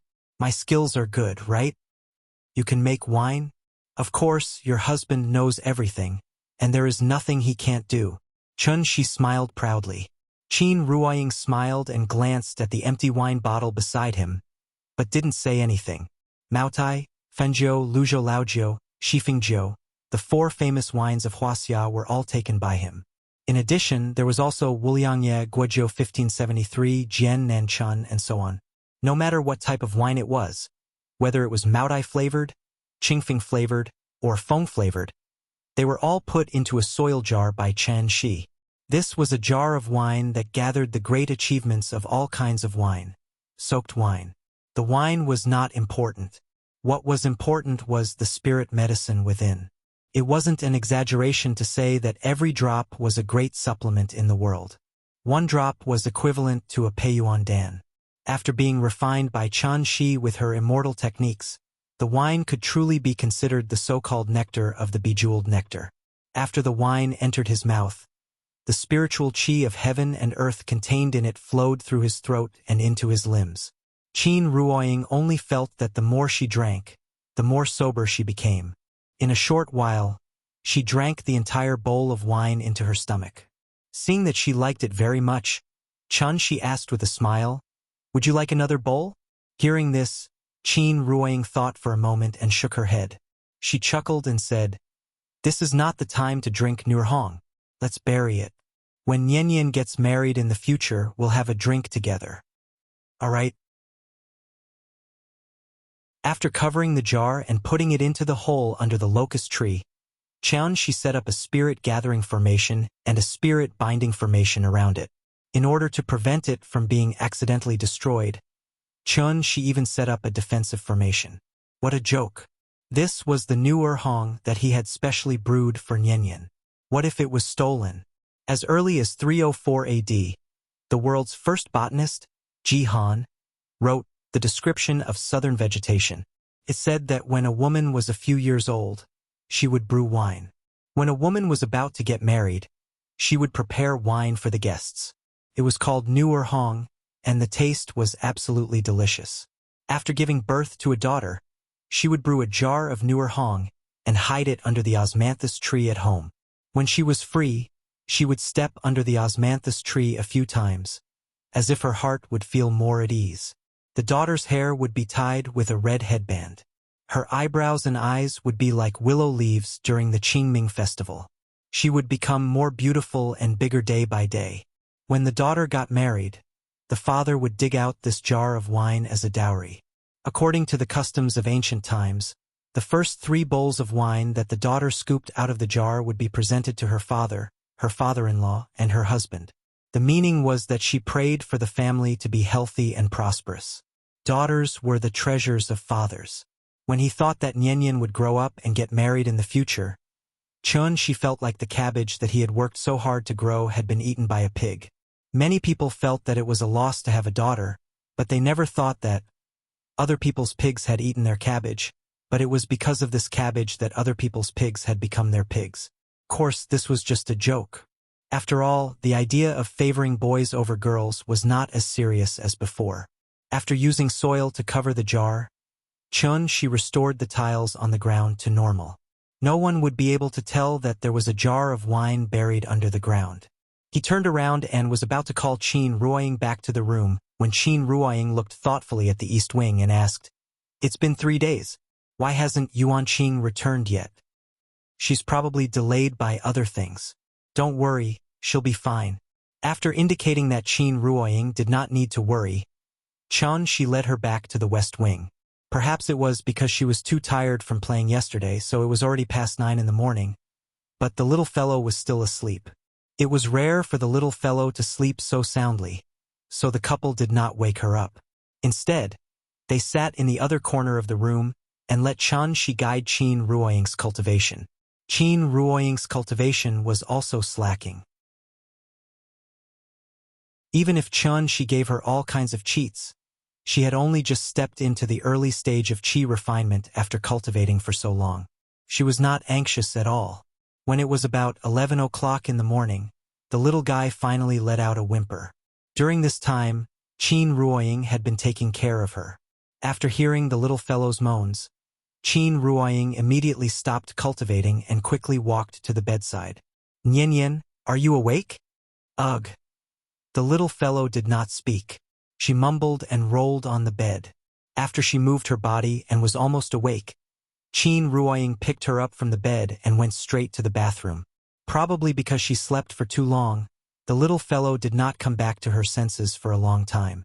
After washing up, she directly lay on Qin Ruoying's shoulder and continued to sleep listlessly.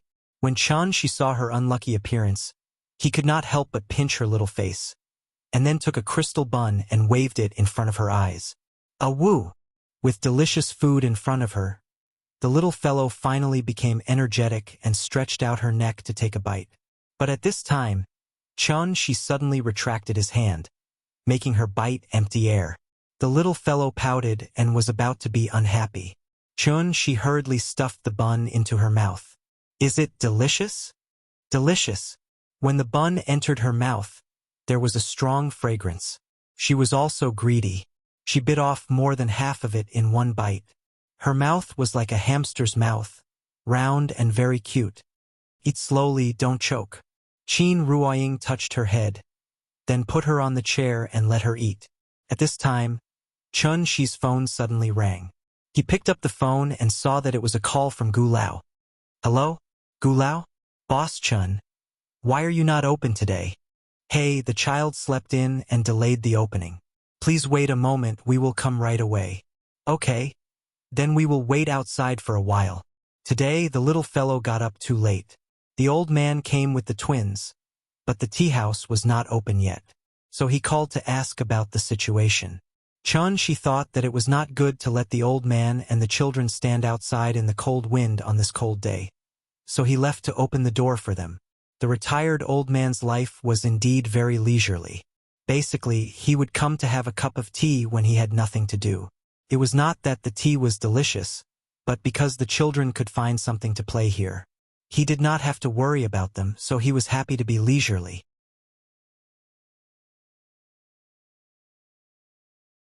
Chapter 168.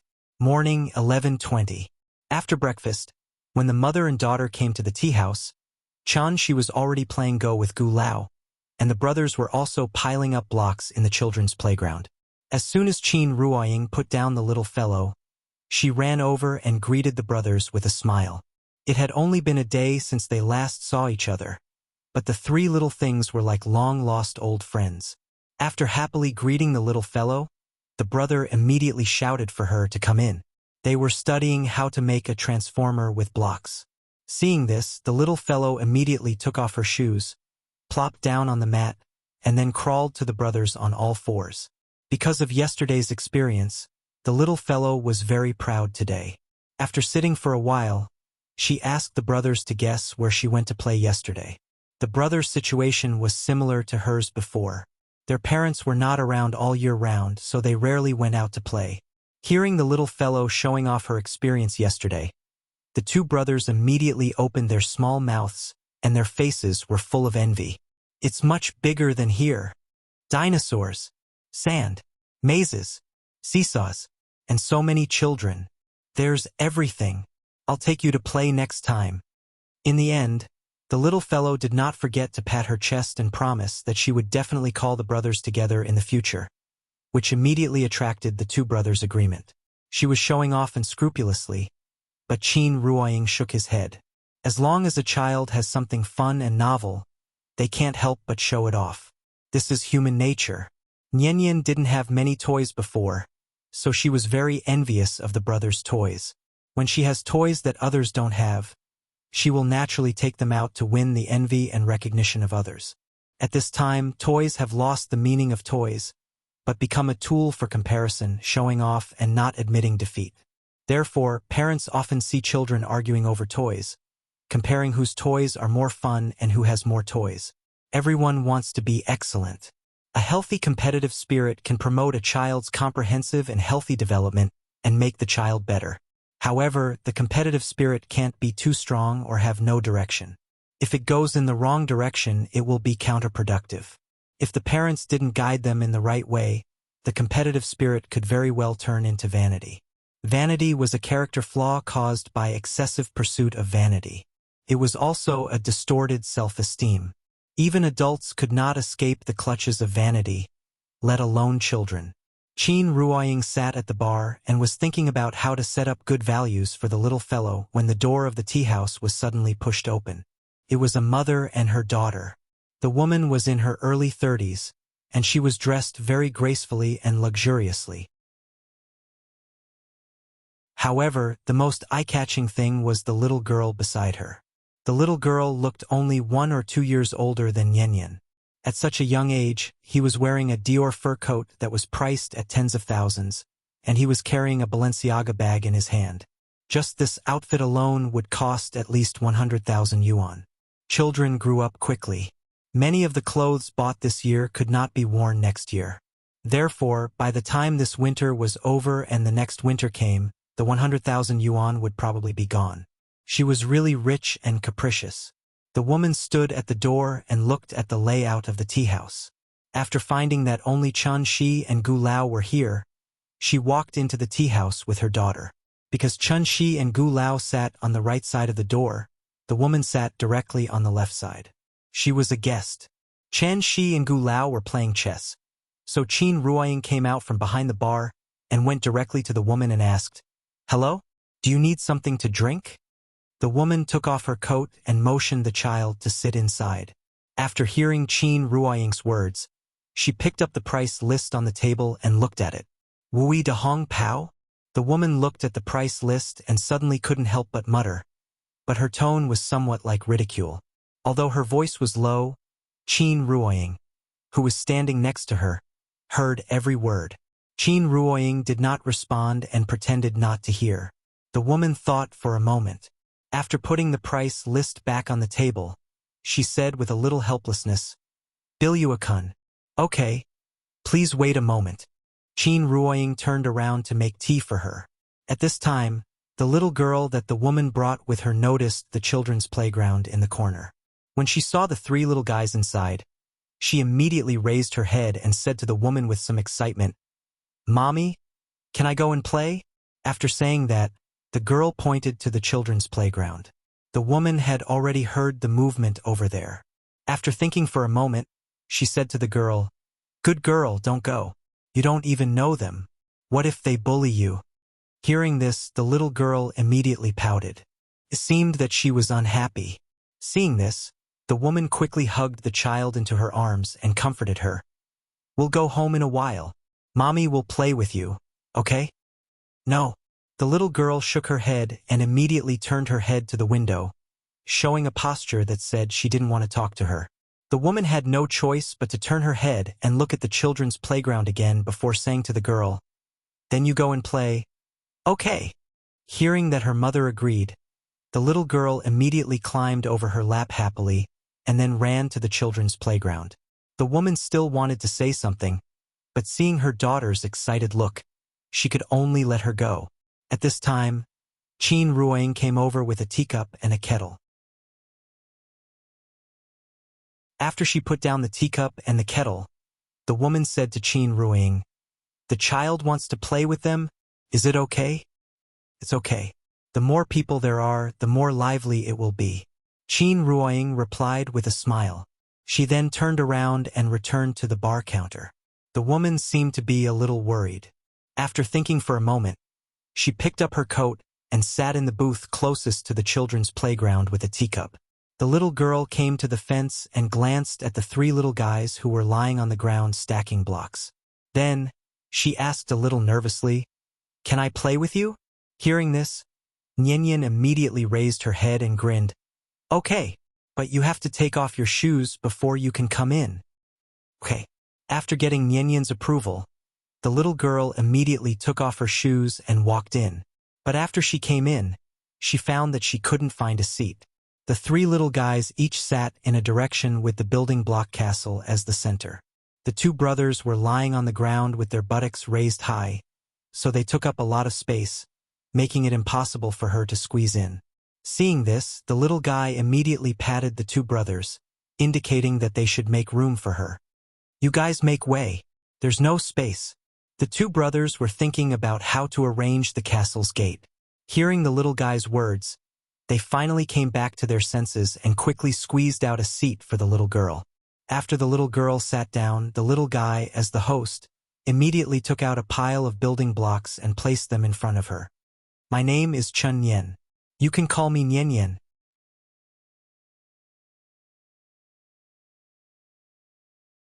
Chapter 169.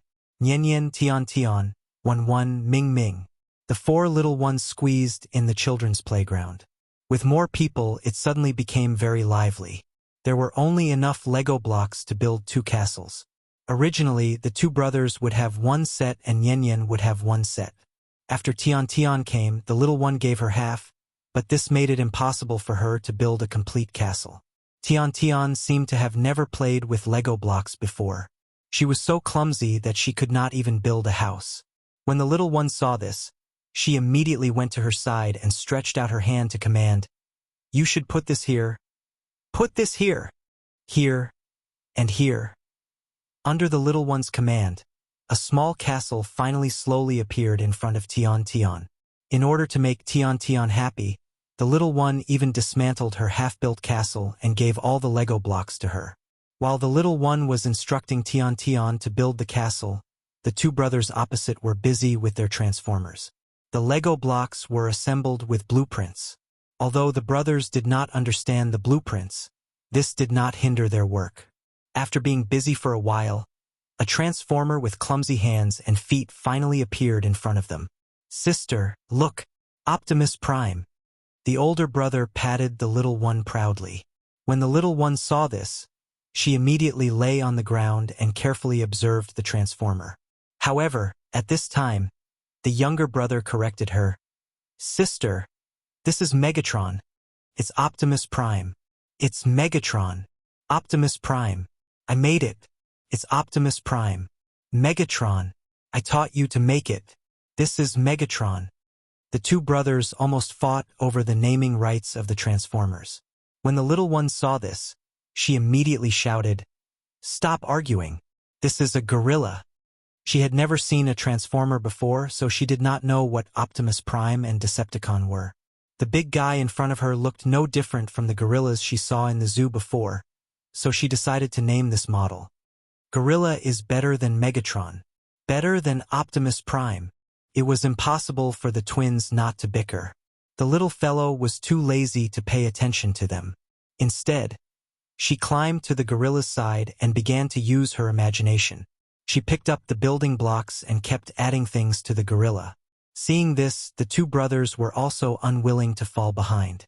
They picked up the building blocks one after another and covered it with them. The three little fellows went back and forth, and in just a short while, they formed a completely indescribable monster. Looking at their masterpiece, the three of them couldn't help but laugh out loud. Tian glanced at them, then lowered her head to look at the castle in front of her. Then, for some reason, she suddenly reached out and pushed down the castle that she had painstakingly built. Because the castle made of Lego bricks was not so easily damaged, she used both hands and tore the castle into pieces in a short while. The three little fellows were stunned. After she tore down the castle, the little fellow seemed to have returned to her senses. She asked curiously, "You don't like castles?" "I don't." After saying that, Tian threw the building blocks in her hand, directly hitting the two brothers' mutant gorillas. The building blocks hit the gorilla and then bounced onto the mat. The little fellow looked down at the building blocks that she threw out.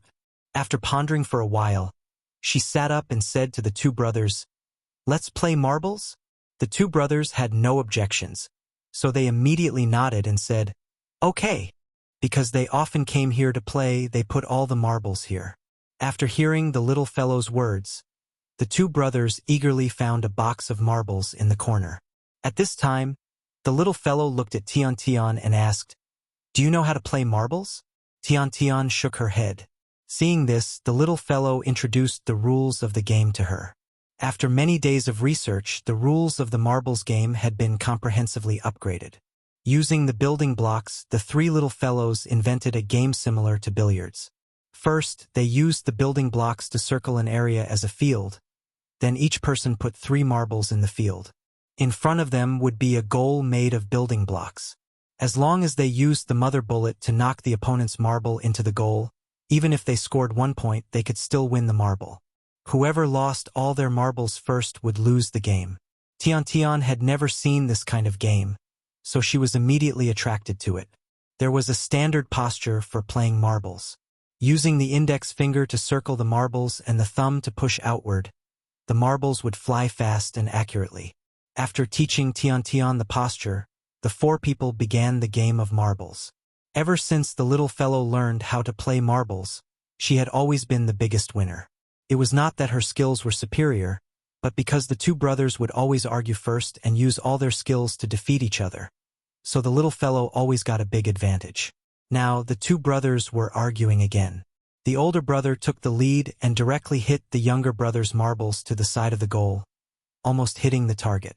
Seeing this, the little fellow decisively chose to hit the younger brother's marbles directly into the goal, and she was the first to get a point. It was Tian's turn. She looked left and right and chose the marbles that looked easier to hit the older brother. After looking for a while, Tian hit the marbles in her hand. Unfortunately, her skills were too poor, so the marbles that looked easy to hit missed because she missed the opportunity.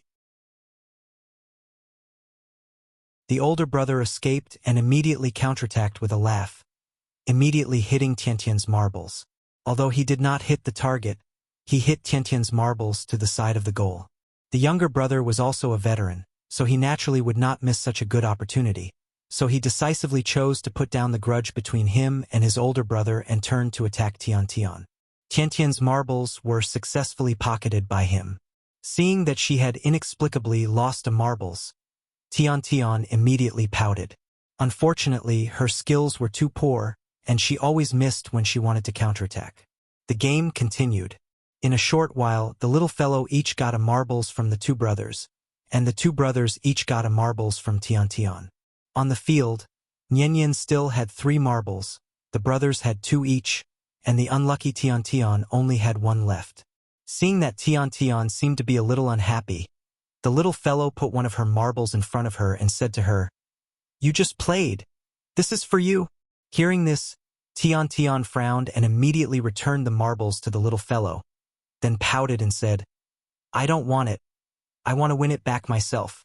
After saying that, she picked up the marbles and seriously aimed at them. Looking at her, It seemed that she wanted to rely on her own strength to win back the marbles.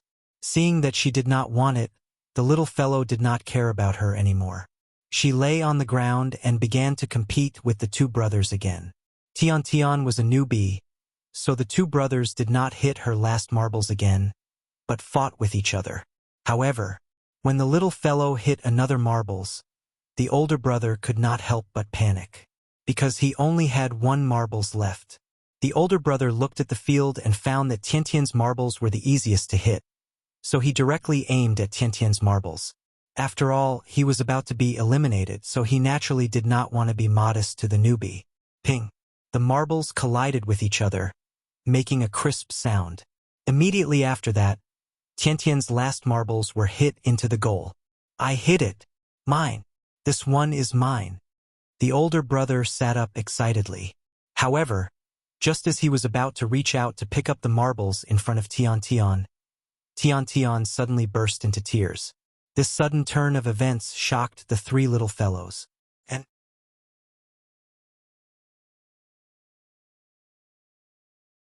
Chapter 170.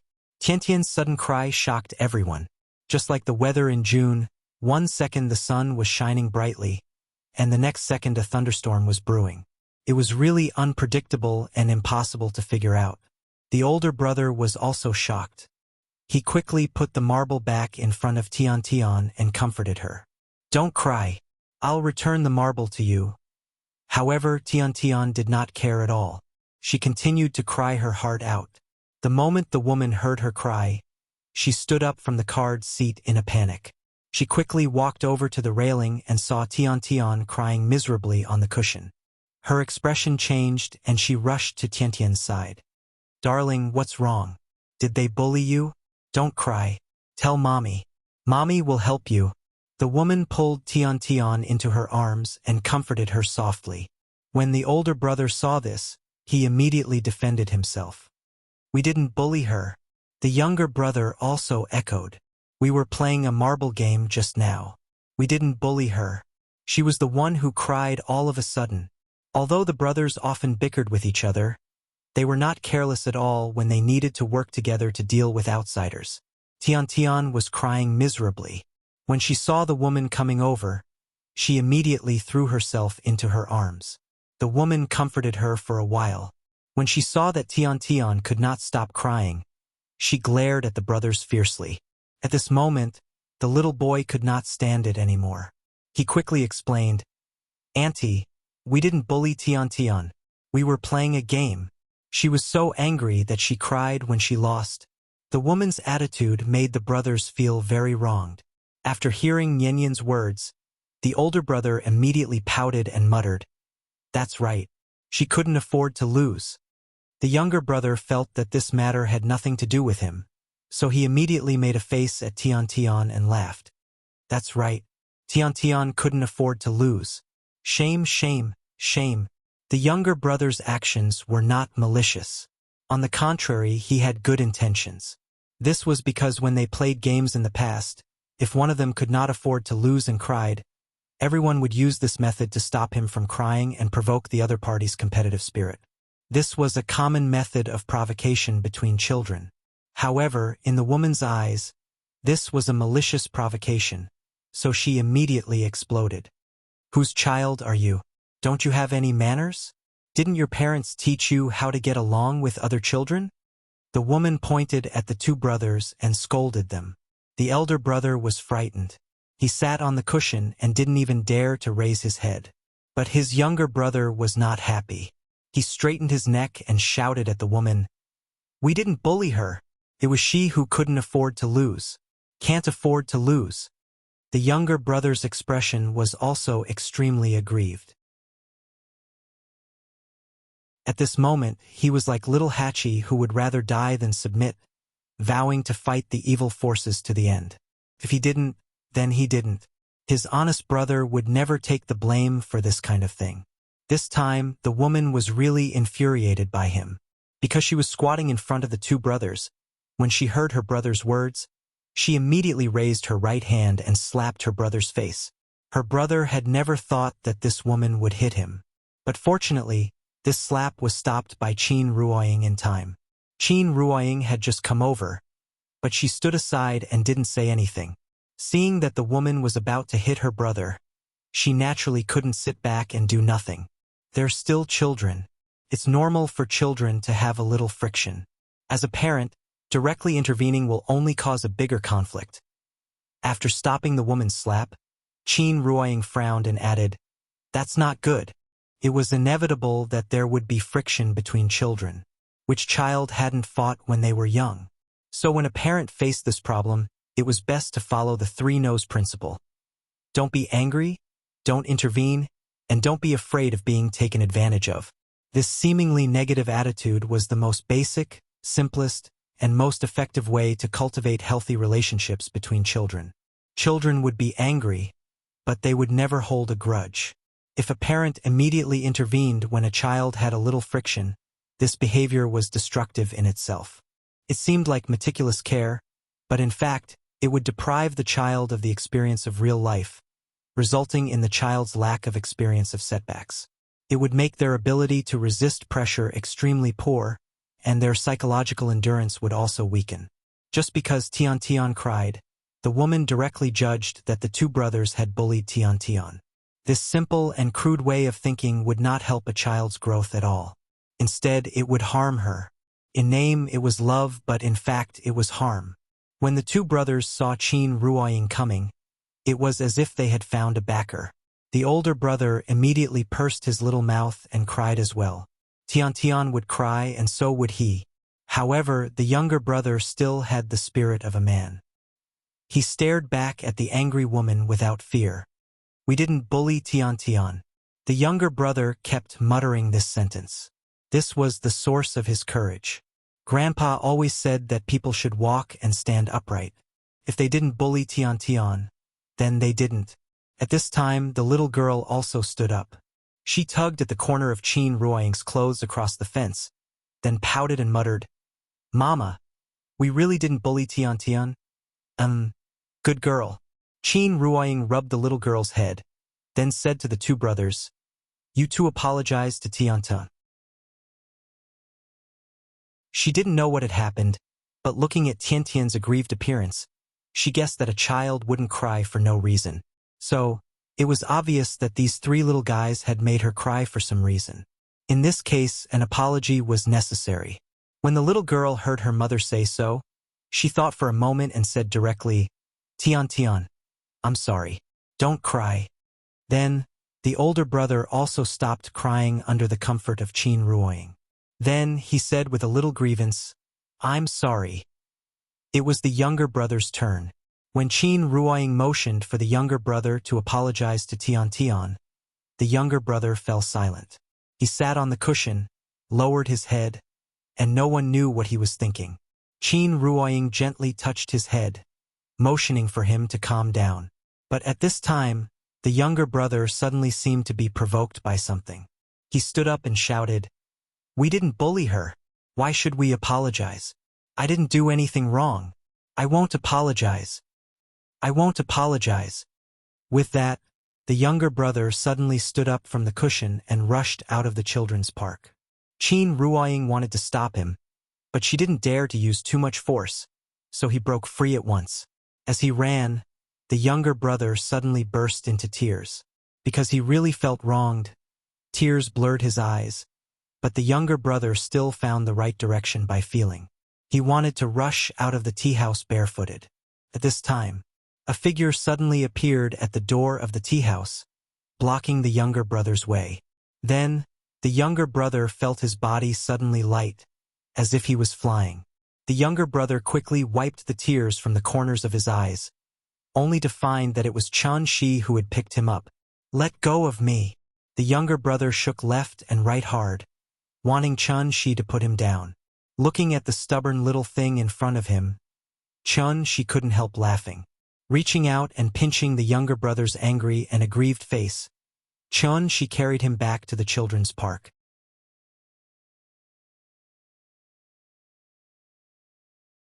Chapter 171. Gu Lao was sitting in the booth with a smile. Although his grandson was so angry that he cried, he was not in a hurry at all. He seemed to want to see how Chun-Shi would deal with this matter. The younger brother usually looked silly, but if he was really forced, this child's character would be very strong.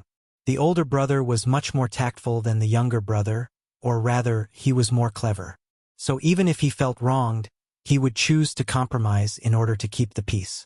Although they were twins, they had completely different personalities. The younger brother's character was easy to be taken advantage of, but he was very likable. Others didn't know, but Chun-Shi liked him very much. An honest young man was very much to his taste. Qin Ruoying didn't know what had happened just now, so she asked the three little guys to apologize to Tian Tian. Chun-Shi was sitting far away and was still playing chess with Gu Lao. But with his 5 senses, how could he not know what was going on between these little fellows? It was all because of that woman's pampering that she raised a spoiled little princess. She had been surrounded by the whole world since she was a child. She would lose her temper if she was slightly neglected, not to mention that the 2 brothers had won 3 marbles from her. Although she was a newbie, she didn't have the awareness of a newbie. It was good to be competitive, but it was bad to have no self-awareness. She cried at the slightest thing and lost her temper at the slightest dissatisfaction. Even Nian Nian was not as delicate as her. Of course, Tian Tian couldn't be blamed for this. She could only blame her mother, who always held her in the palm of her hand. It was just a small matter, but she, as a parent, had to get involved. Suddenly, the nature of the whole thing changed. The younger brother was very reluctant to go. When he saw Chun-Shi carrying him to the children's playground, he immediately became excited. "Let go of me. I want to go down. I want Grandpa." The younger brother struggled to twist his body, but Chun-Shi didn't pay attention to him at all. After carrying him to Qin Ruoying, he put him back on the cushion. The younger brother glanced at Tian Tian and her mother and wanted to run away. But at this time, Chun-Shi grabbed him by the collar and dragged him back to the children's playground. After blocking the entrance of the children's amusement park and not letting his brother out, Chun-Shi asked Tian Tian, who was hiding in the woman's arms, "Tian Tian, did they bully you?" Tian Tian had already stopped crying. Her teary eyes really looked like she had suffered a great grievance. After hearing Chun-Shi's words, Tian Tian didn't answer. Instead, she turned around and leaned into the woman's arms. "Tian Tian, answer me. Did they bully you?" Chun-Shi asked again. However, Tian Tian still didn't say anything. Instead, she leaned on the woman's shoulder and didn't even turn her head. The woman felt her body tremble slightly and thought that she was frightened. So she immediately frowned and said to Chun-Shi, "What are you doing? Can't you see that the child is still crying?" Chun-Shi ignored the ignorant woman and continued to ask, "Tian Tian, if they bullied you just now, just nod and I will beat their butts now. Okay." Hearing this, the woman's expression softened. She felt that Chun-Shi's attitude was very good. So she said to Tian Tian, "Tian Tian, tell Mommy, did they bully you? Don't be afraid, Mommy will protect you." Tian Tian still didn't answer. But at this time, the little girl couldn't stand it anymore. She stood up from the climbing mat, pointed at Tian Tian, and said loudly, "Papa, we didn't bully her. No." Now, not only did her brother feel wronged, but even the little girl felt a little wronged. Like her brother, she didn't understand why the adults didn't believe them. With Qin Ruoying's understanding of Chun-Shi, she understood something after thinking for a while. She knew that Chun-Shi must have a deep meaning, so she quickly hugged the little girl across the fence and whispered to her, "Nian Nian, don't worry. Listen to what Daddy has to say." The little girl was angry and pouted unhappily. Chun-Shi didn't know why, but he kept asking Tian Tian, "Tian Tian, did they bully you?" There seemed to be a magic in his voice. After repeating this over and over again, Tian Tian finally couldn't hold it in any longer and burst into tears again. Then she cried and sobbed in a low voice, "They didn't bully me." Louder, I didn't hear you clearly. Chun-Shi's voice was a little harsh.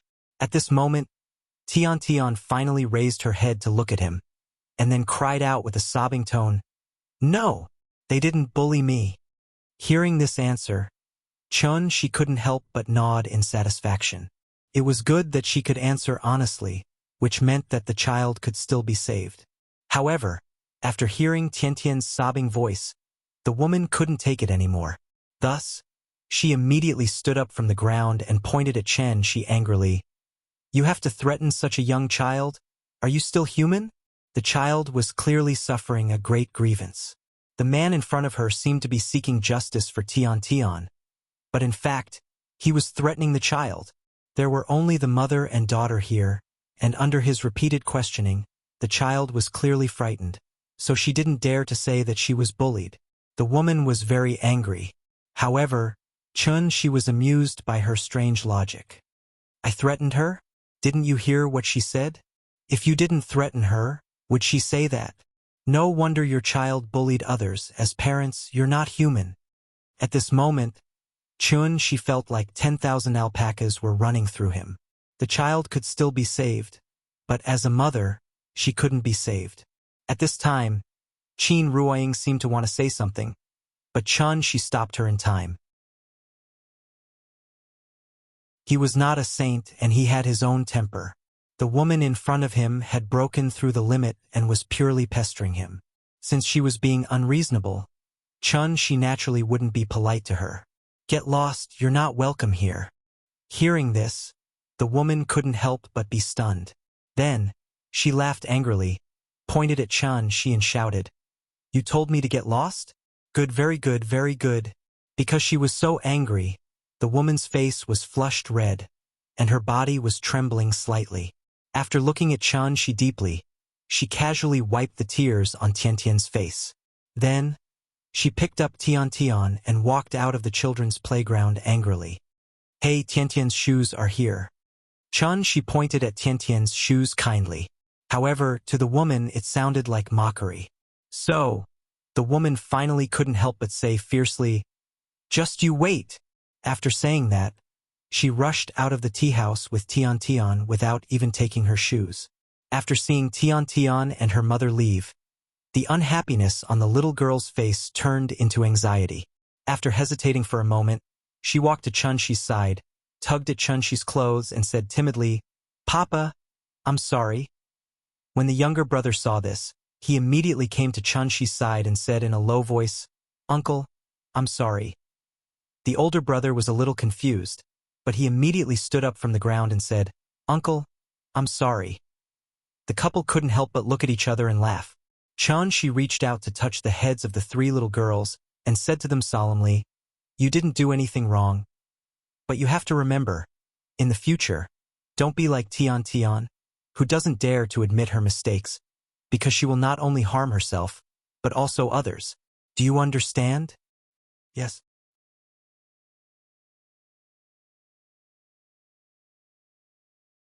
Chapter 172.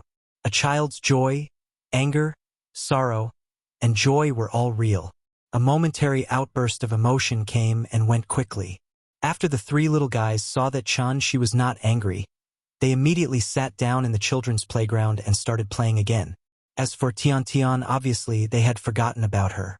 The couple looked at each other and had a more intuitive feeling about the importance of educating children. It was called love, but it was actually harm. The little guy's experience was somewhat similar to the brothers. They lacked the love of their parents since they were young, and Aunt Zhang and Gu Lao were quite strict. They never let the children mess around, so they developed an obedient and sensible personality. Tiantian's parents spoiled her too much, so she would immediately turn hostile and throw tantrums when she was unhappy. After all, she was not a prostitute, so society would teach her a truth sooner or later. She was not the sun, so no one would revolve around her forever. The annoying guy left, and the tea house was quiet again. She was about to go back to play chess with Gu Lao, but at this moment, his phone suddenly rang. The caller was Qin Shueching. He passed the screen in front of Qin Ruoying so that she could take a look. Then he answered the call. "Hello? Qin? It's me." After hearing Shi's voice, Qin Shueching's voice sounded from the other end of the phone. She thought she had something to say, so he did not speak. But after waiting for a while, there was no sound from the other end of the phone. So, she had to frown and ask, "What's wrong? What's the matter?" "Nothing, I just want to tell you that I have a new task recently, so I won't be back for the time being." "Oh, okay. Chun-Shi nodded. Just as she was about to say something, the phone rang with a beep-beep sound from the other end of the line. Qin Xueqing hung up the phone. Chun-Shi felt that she was a bit inexplicable. After putting away the phone, he turned to Qin Ruoying and said, Qin said that she's very busy recently, so she won't be back for the time being. And? That's all. That's really her character. Seeing Chun-Shi's helpless look, Qin Ruoying couldn't help but smile. Meanwhile, after Qin Xueqing hung up the phone, she looked down at the satellite photos in her hand. This was a sub-meter-level high-resolution satellite image, and the first photo was of the Meimen ruins. At this moment, Meimen was like a giant crater that had been smashed by a meteorite. Everything around it had been reduced to nothingness. The explosion was comparable to a magnitude 4 earthquake. The moment the explosion occurred, it had already shocked the entire world. Chun-Shi would automatically shield his whereabouts when he was flying, so there was no way for the satellite to capture his figure. But that didn't stop them from investigating. Thanks to Chun-Shi, Qin Xueqing was now famous. As long as it was a member of the Martial Arts Alliance, there was almost no one who did not recognize this beautiful woman with a broken arm. She was Xian Nu, and Xian Nu's wish was to become a Wu Dao Grand Master. Therefore, under the careful cultivation of the village, Qin Xueqing's martial arts cultivation had advanced by leaps and bounds. 2 years ago, she had already reached the peak of transforming strength, but because she had been unable to break through, Qin Xueqing chose to join the Wu Lian, trying to find a breakthrough through actual combat and step into the gang realm in one fell swoop. The young and beautiful transforming strength Grand Master attracted a lot of attention at that time. Everyone knew that Director Qin, who was parachuted into the emergency department, had a strong background. But it wasn't until she had a broken hand that everyone finally realized how strong her background was. She was a celestial being. Qin Xueqing had failed the hunting mission and lost a hand because of it. At that time, many people were waiting to see her make a fool of herself. But they didn't expect that she had found a great master from somewhere, who took her all the way to the Golden Triangle. After rescuing the hostages, they also flattened the place. Because of that, when Qin Xueqing returned to Beijing to report on her work, no matter who saw her, they would respectfully greet her, Director Qin. They couldn't afford to offend her. Qin Xueqing's status in the Wu Lian rose sharply. At that time, she learned a not-so-secret. The village was also flattened. To be honest, Qin Xueqing didn't have such a big reaction even when Chun-Shi killed great-uncle in front of her. But after hearing the news from the leader, Qin Xueqing was so shocked that she didn't come to her senses for a long time. After all, the village was almost a holy place in her mind. This holy place of inheritance that had existed for countless years was completely turned into ruins because of Chun-Shi's appearance. The village used to have a well-known name, All Saints Valley. There had long been a rumor that there were many inheritances in Wuxia, and the All Saints Valley occupied 3 of them. In the battle between the Immortal generals, the village was affected by the power of the 2 and completely turned into ruins.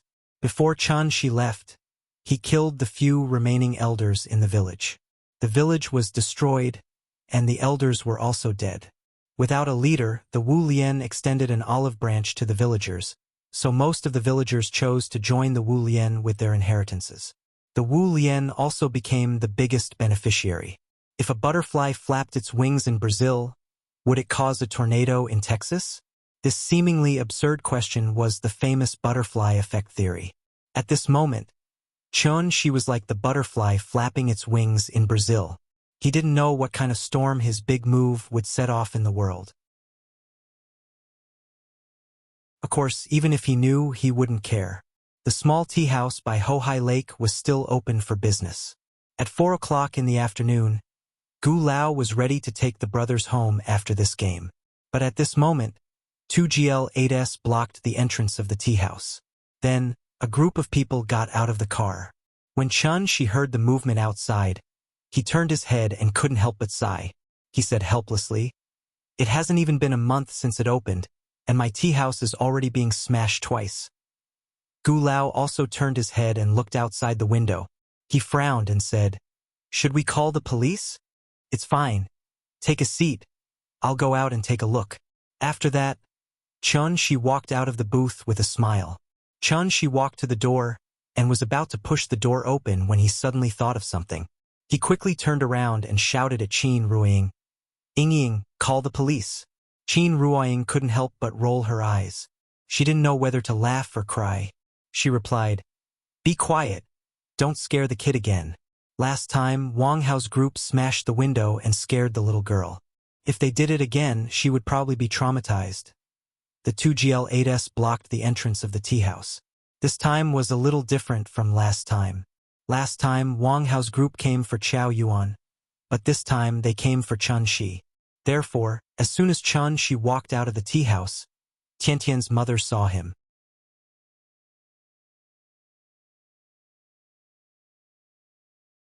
Chapter 173.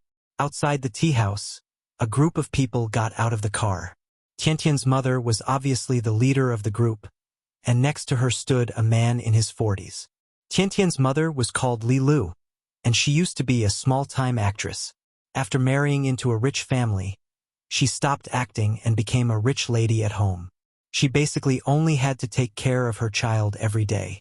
When Li Lu saw Chun-Shi walk out, she immediately became excited. "Honey, it's him." Her husband's name was Zhou Haisheng, and he was the boss of a real estate company in Jizhou.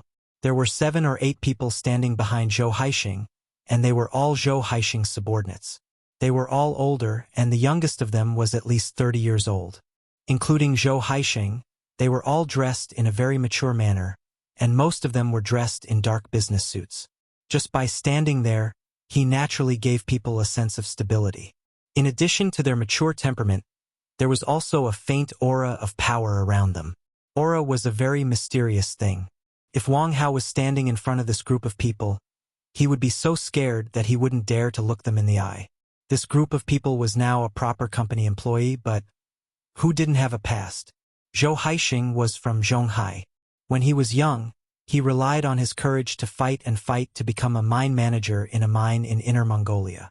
Later, when there was a boom in contracting coal mines, Zhou Haisheng used some means to contract a medium-sized coal mine in Jizhou, and thus earned a large amount of startup capital. Zhou Haisheng was the type of person who had foresight. He knew that the mining and energy business wouldn't last long, so he transitioned into the real estate industry a long time ago. Mining, energy, and real estate were the 2 most profitable industries in China. Those who could carve out a bloody path in these industries were all trendsetters of the times. Zhou Haisheng was indeed very powerful, but unfortunately, he wasn't a rich second generation. This also caused his scope to be limited. Even if he became a real estate mogul with status and identity in Jizhou, Zhou Haisheng was still limited to Jizhou and couldn't continue to expand. He started from scratch and got to where he was now. He was already someone that many people looked up to. However, Zhou Haisheng wasn't satisfied and always wanted to go further.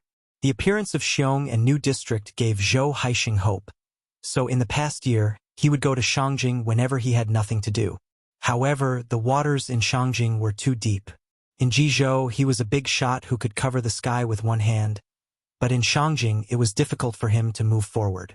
It took Zhou Haisheng more than half a year before he finally found a high-end route. However, even though the connection was made, there was no progress in the matter. In Zhou Haisheng's words, those people were bastards who only took money but didn't do anything. Moreover, he couldn't afford to offend them. During this period of time, Zhou Haisheng had been acting like a grandson to curry favor with others all day long, so he had been suppressing a stomach full of resentment. When he suddenly heard that his wife and child were being bullied, how could he sit still? So, after receiving the call, he immediately rushed over with his men. Before coming to the tea house, Li Lu had already told Zhou Haisheng the whole story with exaggerated details. At that time, Zhou Haisheng had exploded with anger. It was true that the waters in Shangjing were deep, but it wasn't to the extent that any Tom, Dick, and Harry could jump in front of him. If a tiger didn't show its might, would they really think that it was a sick cat? Therefore, when he heard that Li Lu had identified the young man in front of him as the culprit who bullied her and her mother, Zhou Haisheng immediately frowned. He looked at Chun Shi from head to toe, then glanced at the small tea house. Although Siju City was big, one of the families by the sea might be related to a big shot. After all, Zhou Haixing was a fierce dragon crossing the river, so he was very cautious in his actions. Therefore, after pondering for a while, he turned around and pulled Li Lu into the GL8. Li Lu was pushed into the car by Zhou Haixing in a daze. When she came back to her senses, she struggled to get down. "What are you doing? I was bullied. Aren't you going to stand up for me?" "Shut up. Sit here and don't move." Zhou Haixing was already in a bad mood. When he saw that this woman was being so insensible, he was instantly furious. He pushed Li Lu back to her seat, then turned around and said to the people outside the car, "Just a simple lesson, a small punishment, a big warning." After saying that, he pulled the car door shut. This group of people had been with him since the days of the mine. They were able to survive from that era, so naturally, they were the number one figures who had been through a lot. What Zhou Haixing meant by a simple lesson was actually not to cripple them. After all, this was Shangjing. It would be fine if they stayed in the hospital for a month or so. These people were different from Wang Hao and the group of young people who only knew how to make a fuss. After hearing Zhou Haixing's words, a trace of ferocity flashed across their eyes. Without any pleasantries, the man standing closest to them directly rushed toward Chun Shi. He wanted to grab Chun Shi, but he did not expect that Chun Shi would grab his wrist first. Chun Shi glanced at him and then twisted his wrist. The man immediately let out a scream. His left hand was dislocated by Chun Shi just like that. To be honest, compared to using violence, Chun Shi preferred to reason with people. Unfortunately, they did not like to reason, however. Since they chose to fight, Chun Shi did not hold back. When the man next to him saw that his brother was at a disadvantage, he immediately took out a switchblade from his waist. However, before the switchblade in his hand could stab over, Chun Shi had already slapped him in the face. He immediately fell to the ground and lay motionless on the ground. No one knew if he was dead or alive. "He's a martial artist. He's a martial artist." The remaining few people were scared out of their wits. They watched as Chun Shi walked straight to the GL8 as if he was going to look for Zhou Haixing. Therefore, after hesitating for a moment, they still rushed up like a swarm of bees. Just like Yao Ming in kindergarten, he could casually slap a group of children. Chun Shi also felt that it was pointless. After one slap, the remaining few people fell to the ground and cried out in pain. This time, he used his true essence, so these people did not even know how they fell. Zhou Haixing was still talking to Li Lu in the car. Suddenly, someone knocked on the car window. He turned his head and saw the young man smiling at him through the car window. Zhou Haixing instinctively wanted to lock the car door. However, at this time, the car door was directly pulled open by Chun Shi. Then, a strong force came and immediately pulled Zhou Haixing out of the car and threw him directly to the ground. This unforeseen event came too suddenly. It was not until Zhou Haixing lay on the cold ground and looked at his men on the ground that he suddenly realized he had kicked an iron plate. Chun Shi ignored Li Lu, who was screaming in the car. After throwing Zhou Haixing to the ground, he stood directly next to Zhou Haixing and looked down at him condescendingly. However, just as Chun Shi was about to talk to this pair of naughty parents about how to raise their children, he suddenly noticed that someone had secretly approached the tea house. It was not an ordinary person who happened to be passing by, but a martial arts expert who was good at holding his breath.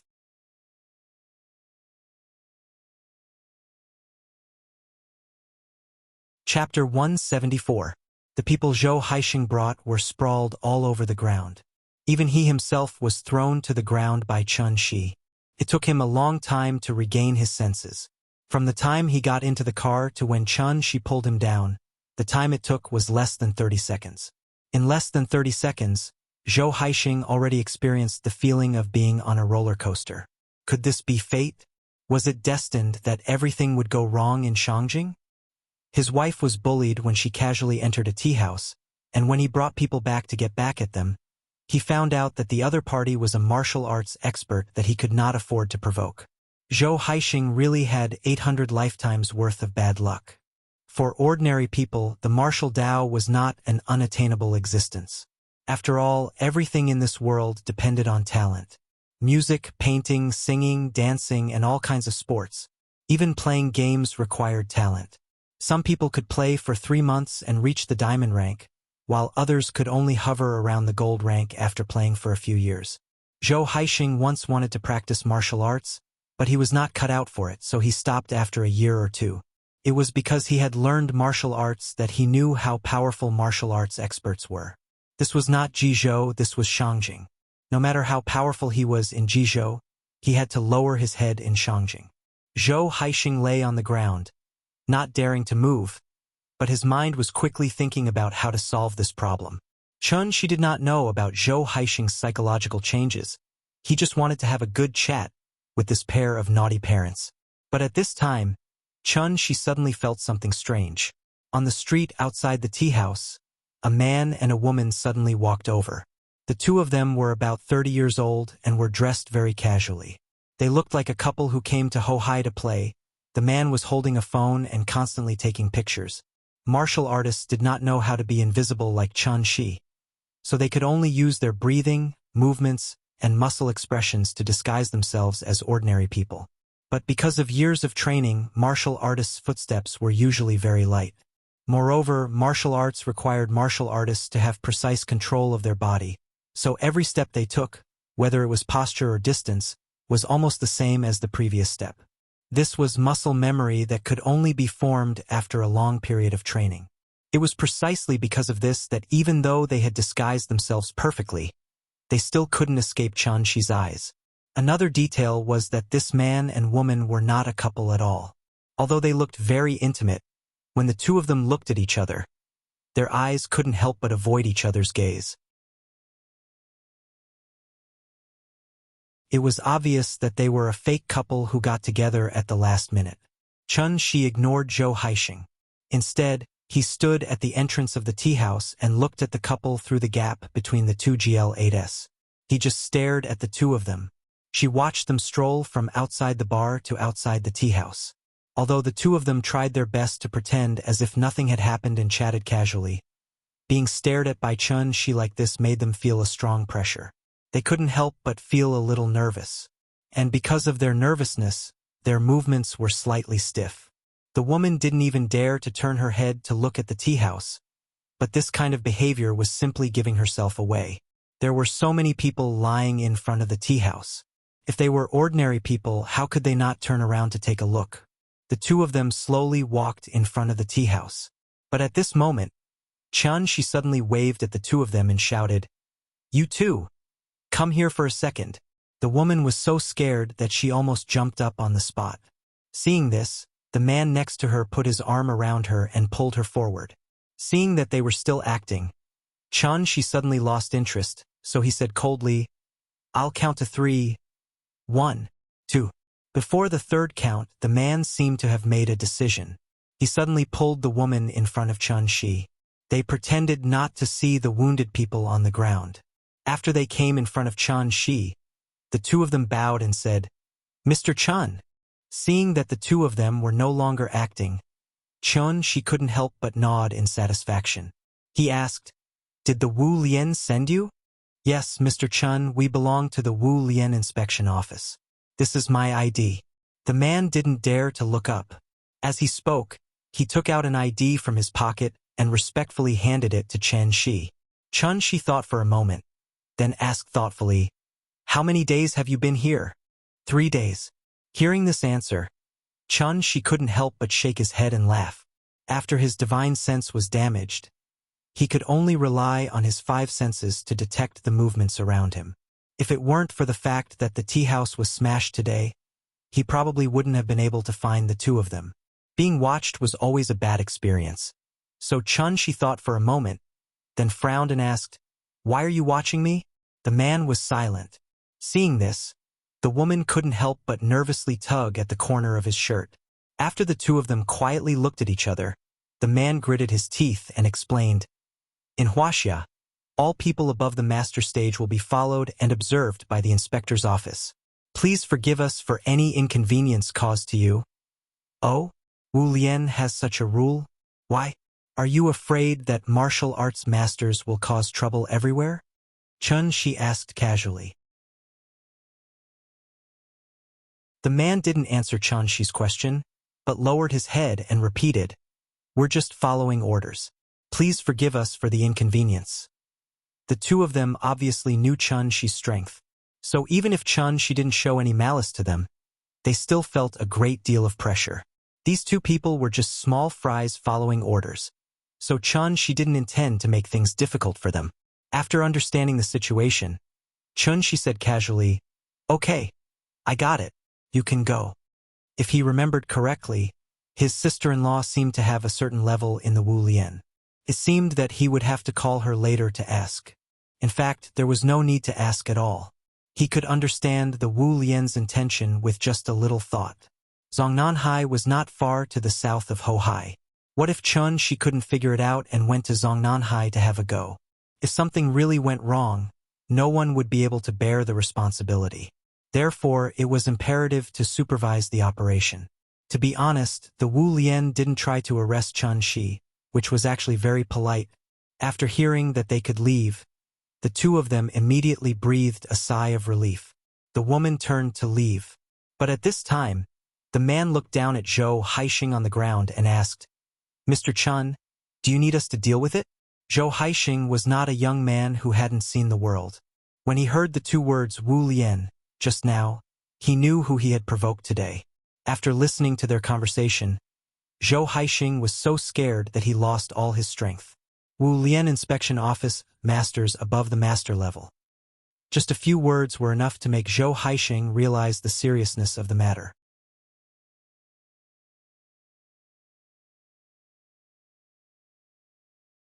Chapter 175. For the sake of peace and quiet, Chun Shi thought for a moment, and then let the two people from the inspector's office take away the unlucky Zhou Haixing. As for where they were taking Zhou Haixing, that was not Chun Shi's concern. He only hoped that this setback would give the naughty parents a different understanding of life, so that they could lead Tian, who had almost gone astray, back to the right track. The child was not wrong, it was their parents who were wrong. Nowadays, everyone was equal. Their children were not made of gold. So how could they be more precious than other people's children? So what if they were rich and powerful? Other than Gao Li and Jin Pangpang, who else in this world would dare to say that they were the number one rich second generation? Even Yan was not as delicate as Tian. Thinking of this, Chun Shi could not help but feel a strong sense of pride from the bottom of his heart. Looking at other people's children, and then looking at his own, it was true that there was no harm without comparison. When Chun Shi returned to the tea house, Gu Lao immediately asked with a smile, "Have you practiced martial arts?" The old man had already seen what happened through the glass, so he asked this question. "A little bit, but I'm still considered a beginner." Chun Shi replied with a smile, not intending to hide it. Hearing this, Gu Lao pointed at him and laughed as if he was joking. "You are so open-minded. You're flattering me. I can't accept this evaluation." The two of them could be considered friends despite the difference in age, so they would often joke around casually. When Chun Shi sat back in the booth and finished the unfinished game, Gu Lao was ready to leave with the two brothers.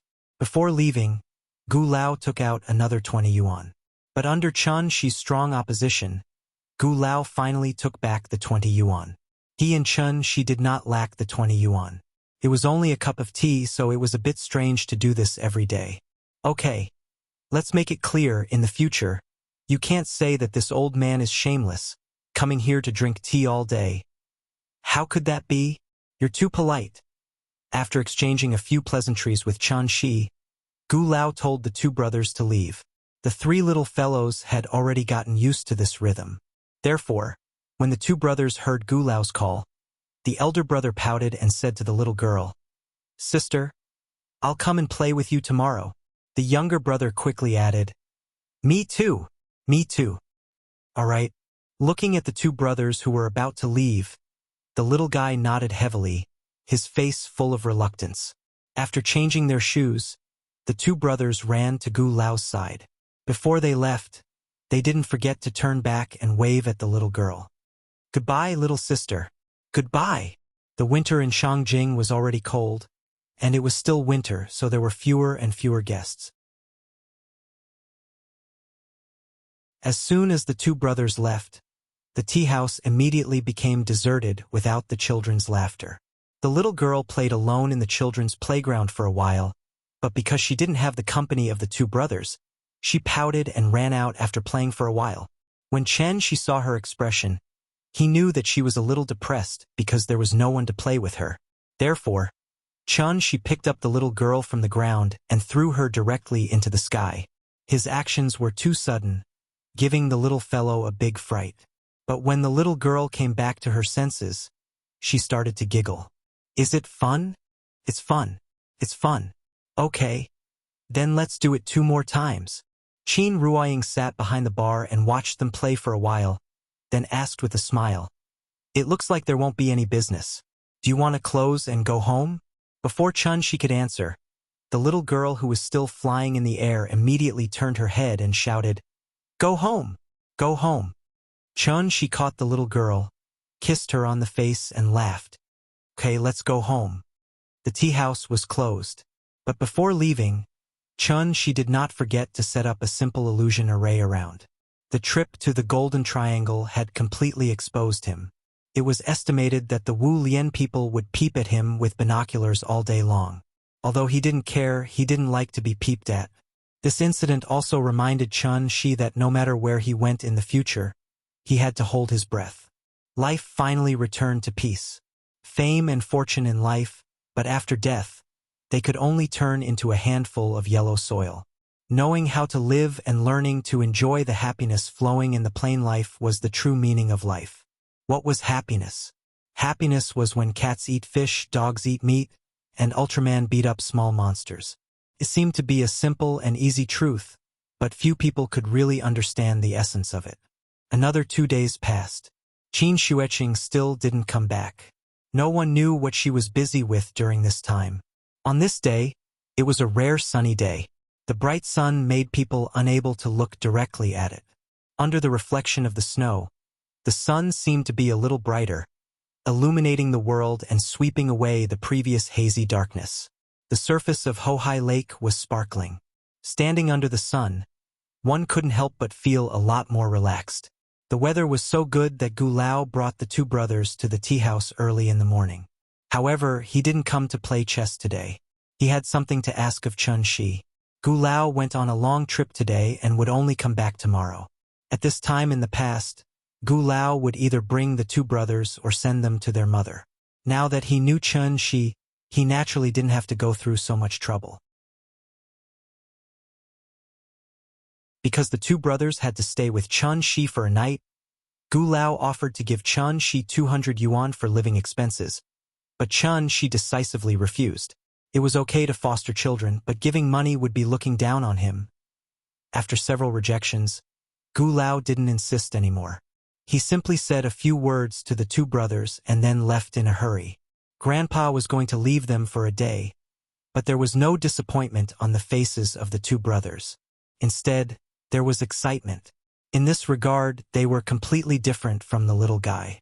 Perhaps this was also an advantage brought by twins. The brothers' independence was obviously much stronger than the little guy. If Aunt Zhang wanted to foster the little guy to someone else for a night, the little guy's eyes would probably be swollen from crying. Today's weather was good. The three little guys stayed in the children's playground for a while. The older brother proposed to have a snowball fight outside. The little guy had already built a snowman, but he had never had a snowball fight. So when he heard that he wanted to have a snowball fight, he jumped up excitedly on the spot. In the winter, snowballs didn't hurt on the body, but it would be dangerous if they were hit on the head. Looking at the three little guys running out of the door, Chen-shi quickly asked Qin Ruoying to watch them, and he quickly ran to buy helmets, gloves, and goggles for the three little guys. When the full set of equipment was ready, the three little guys started to have a snowball fight outside the tea house. A three-person melee was not fun, so under the organization of Chen-shi, they used snowballs to play sandbags. The older brother hid in the middle, while the little guy and the younger brother stood on both sides of him and hit him with snowballs. Whoever hit him would be the one to dodge. Playing sandbags was not as fun as dodging sandbags. In order to be able to dodge sandbags in the middle, the three little guys were completely inspired. So when the older brother accidentally fell, he quickly got up on his own before she could help him. The little guy took advantage of the fall to hit him, but the older brother shouted that it didn't count, causing the younger brother to constantly make a face at him, saying that he was shameless. The three little guys were noisy, and their laughter resounded throughout the street. The couple leaned against the railing and leaned against the lakeside of Ho-Hai Lake, quietly watching them play. The warm winter sun, the breeze of Ho-Hai Lake. The greatest happiness in the world, in fact, was nothing more than this asterisk asterisk asterisk asterisk asterisk asterisk asterisk asterisk asterisk asterisk.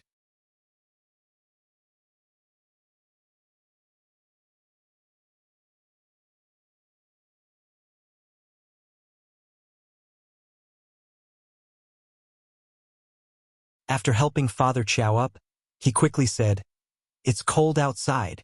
Come in and sit." Seeing this, Chow Yuan quickly mediated and said, "Dad, let's go in and talk." The father and daughter of the Chow family came specially to thank Shi. Huaxia's medical field divided chronic kidney failure into 4 stages: renal compensation stage, renal decompensation stage, renal failure stage, preuremia, and uremia stage. The medical field of the United States divided chronic kidney failure into 5 stages. The so-called uremia stage was the 5th stage of chronic kidney failure, and it was also the final stage. The important indicator of kidney failure was the creatinine value. 133 was the first stage, 186 was the second stage, 451 was the third stage, and more than 707 meant that one had entered the 4th stage, which was the uremia stage. The higher the creatinine, the more toxins in the body, and the greater the damage to the kidney. When the creatinine value exceeded 500, one could begin to consider dialysis. The purpose of dialysis was to reduce the creatinine value. Human organ failure itself was an irreversible phenomenon. If it could be reversed, the person could live a long life. Therefore, there was no other treatment for uremia except for dialysis and kidney transplant. After every dialysis, the creatinine value in the patient's body would decrease. However, it would not be long before the creatinine value continued to rise because the patient's kidney function had been necrotic. If the organ was necrotic, it would take a miracle to recover. However, what everyone did not expect was a miracle really happened. She casually gave a pill. After Father Chow took it, his blood creatinine value began to decrease. Now, it had dropped to 480, from the 4th stage to the 3rd stage. This kind of reversal was almost impossible. This meant that Father Chow's kidney function had begun to recover and perform the function of detoxification again, causing the creatinine value to continue to decrease. According to this progress, it would not be long before he recovered. Father Chow's case shocked the entire Huaxia's medical field. After the hospital confirmed that Father Chow's condition had indeed improved, Father Chow refused to cooperate with the hospital's investigation and secretly went straight to Beijing with Chow Yuan.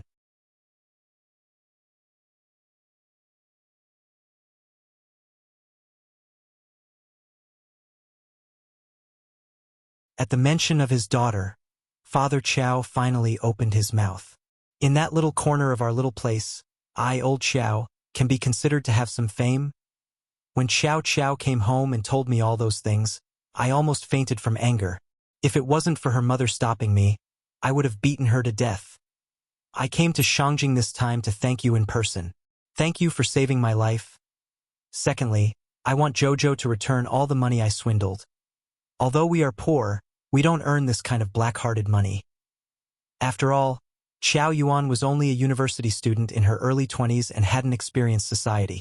To put it bluntly, she was still insensible and hadn't grown up. She only wanted to earn money to treat her father's illness, but she didn't think about how to earn money. She did whatever came quickly. If everyone was like her, then society would be a mess. The Chow family didn't have much money, but Chow Yuan grew up in a scholarly family and received a good education. However, because of a small setback in front of her, she went astray and did the shady business of swindling people. This kind of behavior was simply unforgivable in Father Chow's eyes. Although in a big city like Shangjing, Qiao Yuan's family could only be considered as ordinary people living at the bottom of society. However, it was this kind of country teacher who had never seen the world and couldn't even speak standard Mandarin that always had the awareness of being a role model. Therefore, he couldn't accept his daughter's behavior at all. Father Qiao punished Qiao Yuan by kneeling for an entire night and then asked Qiao Yuan to return all the money to others. Together with the keyboard player and the boss's share, she had to return the amount that they were swindled of. The last deal was with Wang Hao's brother. The money had already been returned, but before that, Qiao Yuan had already earned 12,000 yuan. In other words, she had to pay back an additional 18,000 yuan when she returned it. Back then, she only earned 12,000 yuan, but now she had to return 30,000 yuan. Of course, Qiao Yuan didn't have that much money, so the remaining 18,000 yuan was naturally paid by Father Qiao. When it came to matters of principle, Father Qiao was very old-fashioned and wouldn't change what he had decided on. Qiao Yuan couldn't persuade him, so she could only call people in front of Father Qiao. After returning the money, Qiao Yuan also received countless curses and scoldings. She felt so wronged that she cried a few times. However, from Father Qiao's point of view, she only had herself to blame and didn't deserve sympathy.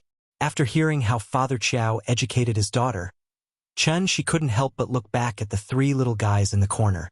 As a father, Father Qiao was clearly qualified. When the children went down the wrong path as a parent, he naturally had to pull them back.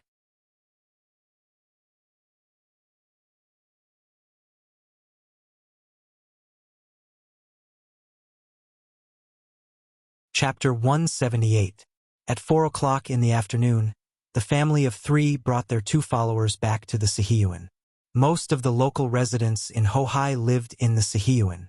Therefore, the two brothers didn't feel that there was anything special about their two-section Sihiyuan.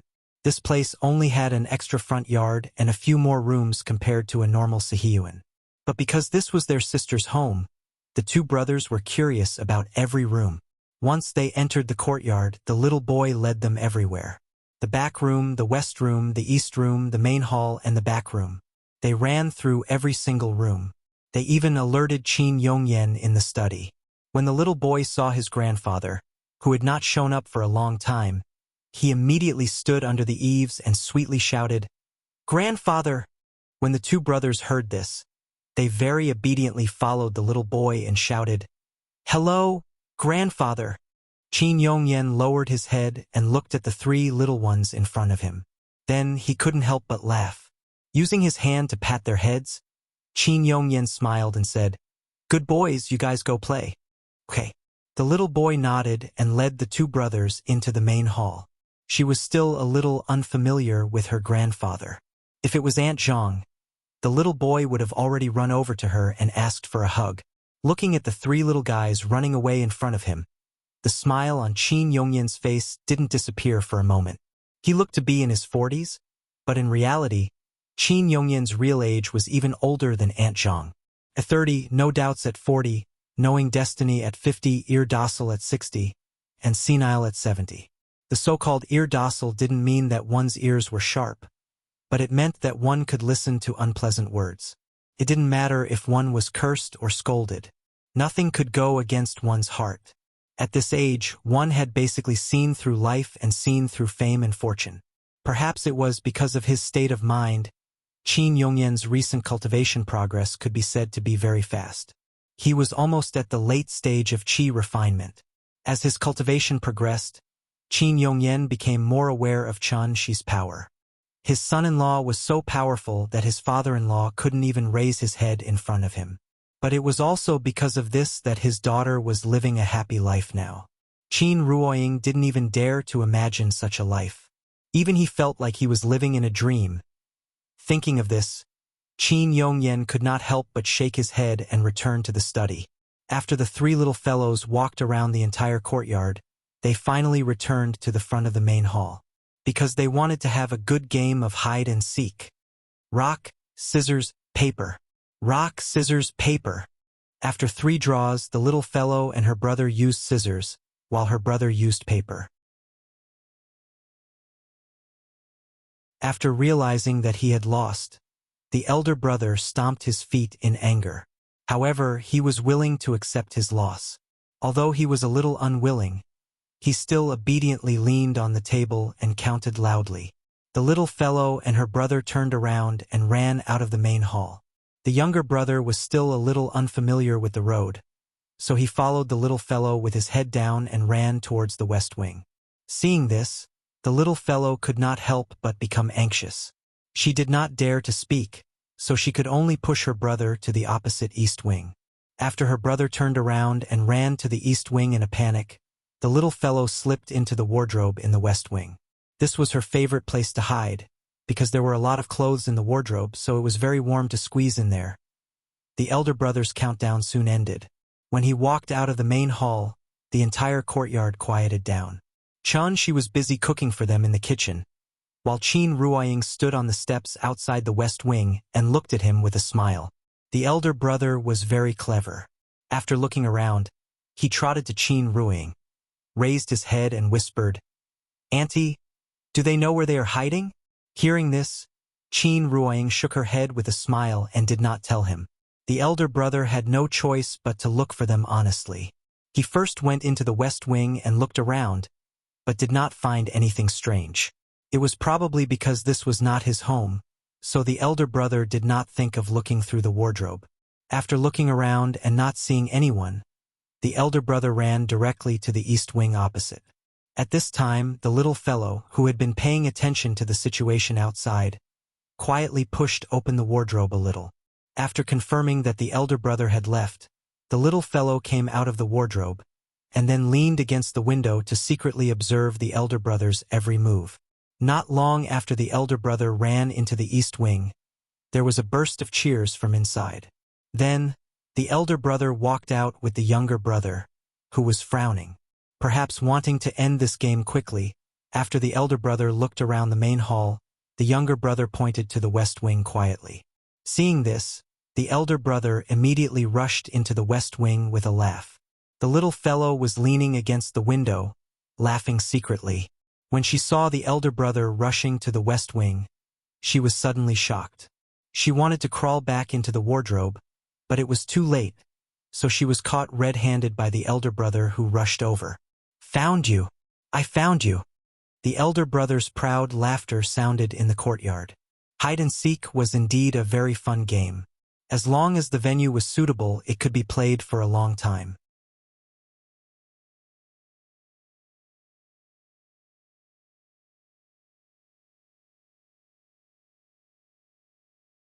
Chapter 179. The two brothers hesitated for a long time. Although they were usually very outgoing, they seemed to be homesick at night. The one they were most familiar with in the courtyard was the little guy, so the two brothers always wanted to sleep with the little guy. But no matter how much they cried, she was unmoved. He was quite traditional in this aspect.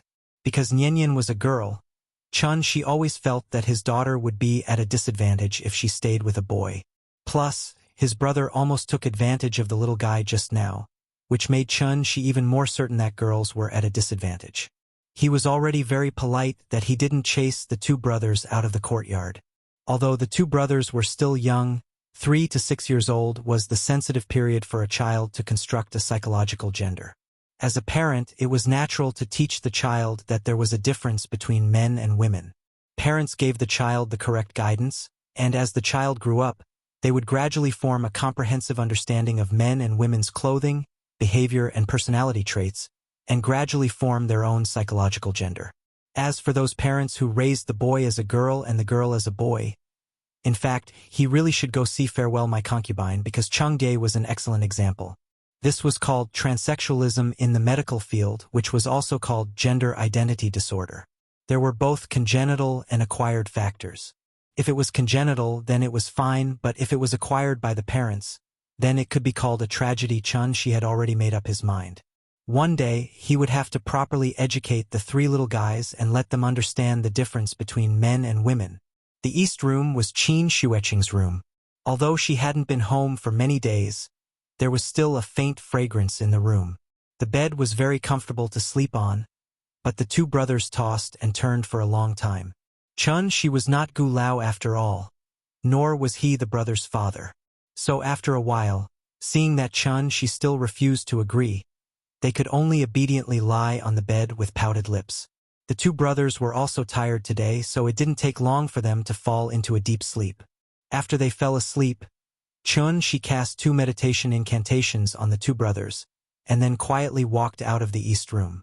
It was the wee hours of the morning, and there was no moon tonight. It was so dark in the courtyard that one couldn't even see their own fingers.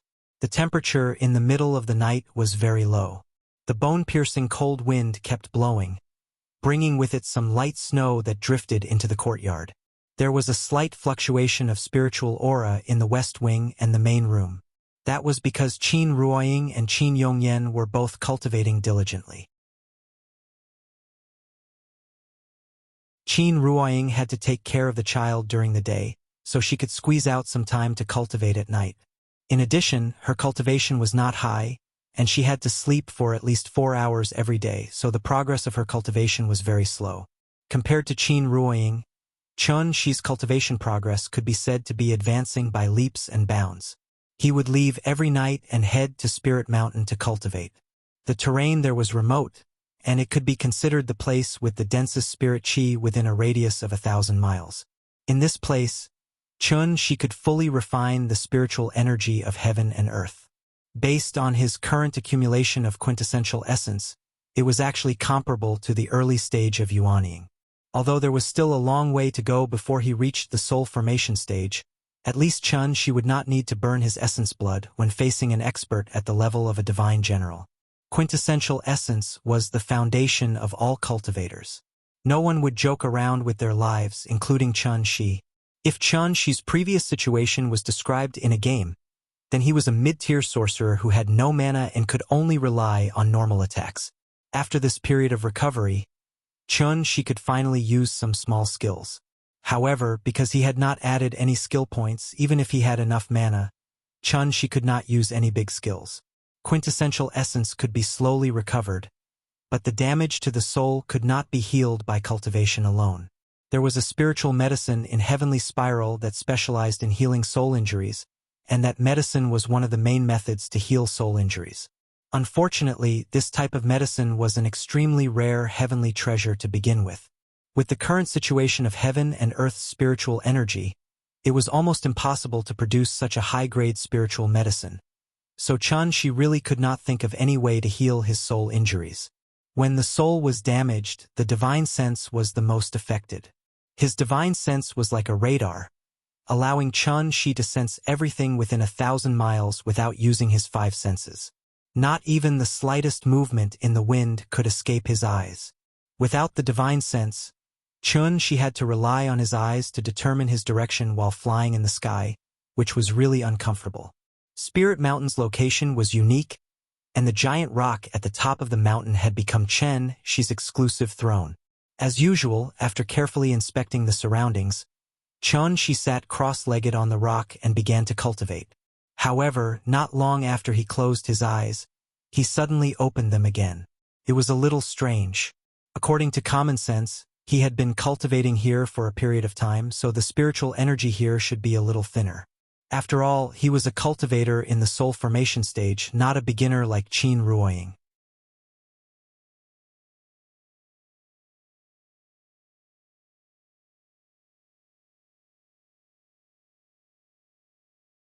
Chapter 180. Perhaps because of the home field advantage, the two brothers completely became the little guy's followers. When they woke up, Shi had just finished helping them wash up, and the two brothers rushed into the west wing. The little guy was already sitting on the chair and eating breakfast. When he saw them rushing in, he held up a steamed bun and smiled at them. "Time for breakfast." Children don't know what is polite, so they rushed over as soon as they entered the door. The older brother saw that there was only one chair in front of him, so he pushed his younger brother away and quickly sat on the chair himself. The younger brother was not happy, so he pushed him a few times and squeezed in to sit with him. "You go over there." "I don't want to. I want to sit here." "Get out of the way. You're squeezing me." "Why? This is not your chair." Qin Ruoying looked at the two brothers and then got up to give the seat to the younger brother. which stopped their first quarrel of the day. This was the bad thing about twins, they always wanted to win or lose. Qin Ruoying was serving the three little guys. But she suddenly received a call from Gu Lao. The old man was delayed by something, so he would not be back until the afternoon. Although he believed that she would not treat the two brothers badly, out of concern for his grandson, Gu Lao talked with Shi for a while, and then euphemistically expressed that he wanted to talk to the two brothers. Hearing this, She turned on the speaker and put the phone in front of the two brothers.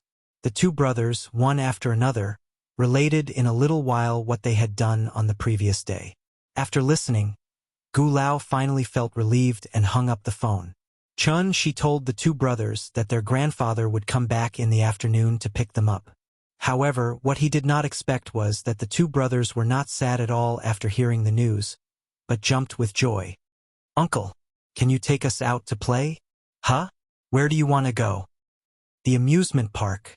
Hearing this, Shi and Qin Ruoying couldn't help but look at each other. It was probably because they heard Nianyan bragging about her experience at the children's playground that the two brothers engraved that place in their minds. Just like Nianyan in the past, she was very envious of others, but Auntie Zhang couldn't bring her along. Thinking about it, it was quite pitiful. Thus, She patted the brothers' heads and said with a smile, "Okay, Uncle will take you there. We'll leave after breakfast, okay?" "All right." The two brothers were so excited that their faces turned red, while the little fellow was smiling proudly at the side, as if silently saying that they were basking in her light. What was the reaction of the child when he was excited? He stomped his feet. After hastily eating breakfast, her brother ran to the steps outside the west wing. He kept jumping and shouting, "Hurry up! Hurry up!"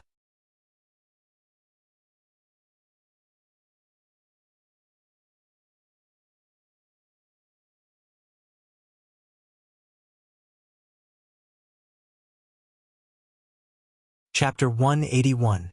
In KID Swithalani, the ticket price for Friends was so high, but seriously, it was not worth the price. Especially for people like Shi who could only take a few photos all year round. This place was not as entertaining as the Children's Experience Center that he took the little guy to last time. There were only a few main amusement facilities here: Brown Bear's rock climbing wall, Coney Rabbit's spider tower, Edward's slide, Leo the Frog's trampoline, Steamed Bunman's Skynet, as well as a pink ocean pool and some scattered small toys. The biggest selling point was not the children's entertainment facilities at all, but the decoration design style. The background was white, giving people a clean and bright feeling, and there were giant dolls everywhere. Once people walked in, they would feel like they were in a fantasy world.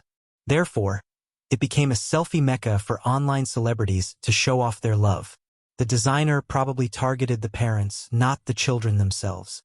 That was why it was so popular. Of course, this did not mean that this place was useless. After all, these entertainment facilities were still very attractive to children. The children's paradise was divided into two levels. The upper level was a hollow climbing net with a rotating slide in the middle.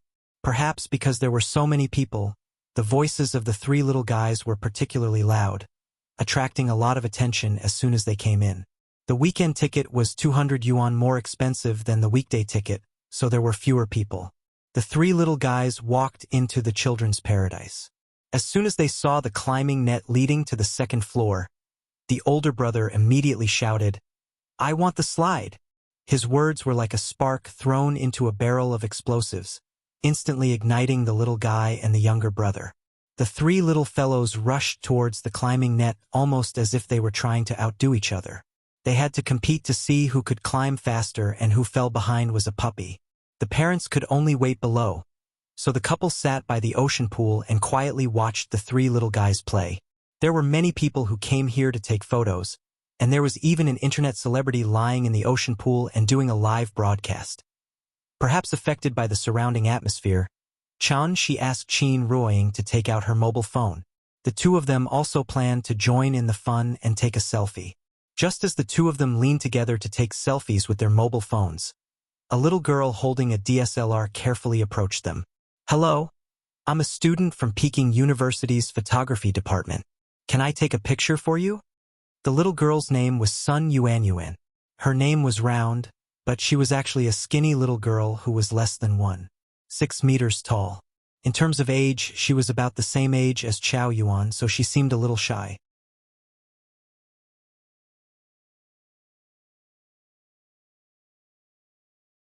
If Chun-Shi asked her to delete the photos, it would be a tragedy. Qin Ruoying saw the little girl's timid look, so she smiled and said, "I'm fine with it." Then, she turned her head and looked at Chun-Shi. When Chun-Shi made eye contact with her, he suddenly shook his head and laughed. Since his wife said so, what else could he not do? It wasn't that he was ashamed, he just didn't want his photos to be circulated around. Since he was going to participate in a photography competition, a lot of people would definitely see the photos of him and his wife. When Chun-Shi thought about how people would judge the photos of him and his wife, he always felt a little strange. However, since Qin Ruoying agreed, he obviously wouldn't refuse, so he nodded and smiled. "No problem. Thank you. Thank you." The little girl thanked the couple profusely. After saying goodbye to them, she ran away like a thief who had stolen some treasure. The so-called portrait photography was to take the most inadvertently moving picture of you. Just like Xiao Quan, a simple black and white photo was enough to amaze time. People who looked at the photo 20 years later couldn't help but palpitate. Sun Yuanyuan knew that she had taken a good photo.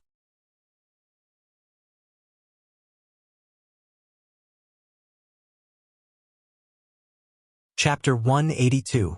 The three little guys had a lot of fun today. Although it was only 2 hours because it was full of large-scale entertainment facilities, it was very tiring to play. So before the time limit was up, they were already tired and lying in the ocean pool to rest. When they left, they were still a little reluctant. After Chun-Shi bought each of them a brown bear school bag, the three little guys were so happy that they started to smile like flowers blooming. After the new year, the winter vacation was almost over and Yen should be sent to kindergarten. He just didn't know if she would be willing to go by then. The two brothers also made a profit today, not to mention that they came to such a high-end children's amusement park for nothing. Chun-Shi also took them to the mall and bought new clothes for the little guys, and several sets for them. Free food, free accommodation, free play, and before leaving, he let them carry big and small bags back home. In the eyes of children, such an elder was simply an angel. By the time the couple left the mall with the children, it was already 3:30 in the afternoon. Because they carried too many things, this time no driver was willing to take the risk of being caught by the traffic police to give them a ride. There was no other way. Qin Ruoying took the three little guys to leave by taxi, and Chun-Shi then took another taxi alone. Having said that, they really should buy a car, otherwise it would be really inconvenient to move around in the city. And after buying a car, the couple could take the little guy to the suburbs at any time in the future. That simple life, thinking about it, felt good. Not long after the couple returned to the tea house, Gu Lao hurried over. It would be a lie to say that he was not worried after not seeing his two grandchildren for a day. Now there is a saying called skipping a generation, which is the so-called enjoying the grandsons. Elders were closer to their grandchildren than to their children. Gu Lao was a widowed, retired old man, and usually only the two brothers could relieve his inner loneliness and loneliness. As soon as the two brothers saw that their grandfather came back, they proudly took out the clothes and toys that Chun-Shi bought for them. Seeing this, Gu Lao immediately frowned. Probably because Chun-Shi was still on the side, Gu Lao did not scold the two brothers, but quickly took out a stack of money from his pocket. Looking at the red and green colors, it was at least a few hundred yuan. "I didn't bring much money today. Take these first. I'll bring you more tomorrow." But how could Chun-Shi accept his money? The plate of snacks in front of Big Cat was worth at least a few billion, not to mention a lot. Gu Lao couldn't dissuade Chun-Shi. In the end, he had no choice but to slap the two brothers' heads and ask them to properly thank Chun-Shi. The two brothers rubbed their heads in confusion. They didn't know why their grandfather was angry. After chatting with Chun-Shi for a while, Gu Lao left with the two brothers. After they left, the family of three prepared to close up shop and go home. Anyway, the business of the tea house was up to them. Although it was a little early today, it didn't matter. The little girl was still looking forward to going home to show off her new clothes. Night fell. When the little girl fell asleep and Qin Ruoying began to cultivate, Chun Shi quietly left the courtyard. It was fine that he didn't notice it before, but now that he found out the abnormality, he naturally wanted to find out what was going on. After a while, Chun Shi came to Spirit Mountain again. After landing on the top of the mountain, he closed his eyes and carefully felt it. Not long after, when Chun Shi opened his eyes again, he couldn't help but frown slightly. Last night, he set up a spirit gathering formation and used all his strength, which caused Spirit Mountain to lose at least 10% of the spirit energy of heaven and earth overnight. The spirit energy of heaven and earth was known as the origin of all things. As long as this planet did not become a dead one, then the spirit energy of heaven and earth could be called a renewable energy source like solar energy and water energy. Could be regenerated, but it also needed a process. The spirit energy of heaven and earth here was really plundered by Chun Shi. However, it had only been more than 10 hours, and the spirit energy here had already recovered a little. Although it was not much, if Chun Shi hadn't carefully felt it, he wouldn't have even noticed the changes. But at this rate, it was estimated that in a few months, the spirit energy here would be able to recover to its original level. This recovery speed was almost catching up with the heavenly jade domain. What was going on? Because of the damage to his divine sense, he couldn't carefully explore every detail in this mountain range. Since he couldn't use his divine sense, he used the stupidest way to find it bit by bit. This time, Chun Shi didn't fly carelessly, but flew extremely slowly. Like plowing the ground, he plowed Spirit Mountain from beginning to end. However, he spent 2 hours carefully studying Spirit Mountain, but he still didn't find anything out of the ordinary. Everything was so natural, but the more it was like this, the stranger it seemed. Chun Shi had been back on Earth for a while. How could he not know the situation on Earth? Earth was not a dead star and could still produce spirit energy of heaven and earth. But the speed was like a locked faucet, only opened a little, so it took half a day to fill a basin of wash water. But now, it was like a faucet burst. As soon as the faucet was opened, the water gushed out crazily. This speed was almost catching up with the heavenly jade domain. What kind of place was the heavenly jade domain? It was a cultivation holy land that could give birth to an immortal emperor. Just like a dam that had just been opened, the water level downstream would not rise in a short time. But if this continued, then the spirit energy of heaven and earth would continue to increase. If this continued, Earth would inevitably become the second heavenly jade domain. Earth's spirit energy recovered? As soon as this thought appeared in Chun Shi's mind, his heart couldn't help but jump, and his whole body couldn't help but tremble. This matter involved too much, and even Chun Shi was a little shocked. In order to verify his guess, Chun Shi pondered for a while, then rushed to the sky and went straight to the Qinling Mountains, because he was familiar with that place. After the spirit binding array was activated, it set off a tide of spirit energy. Now that the array had been destroyed, the accumulation of the village for hundreds of years was also destroyed. Logically speaking, the spirit energy of that place would inevitably drop by a level. So he only needed to go there and take a look to know what was going on. The moonlight in the Qinling Mountains was very bright.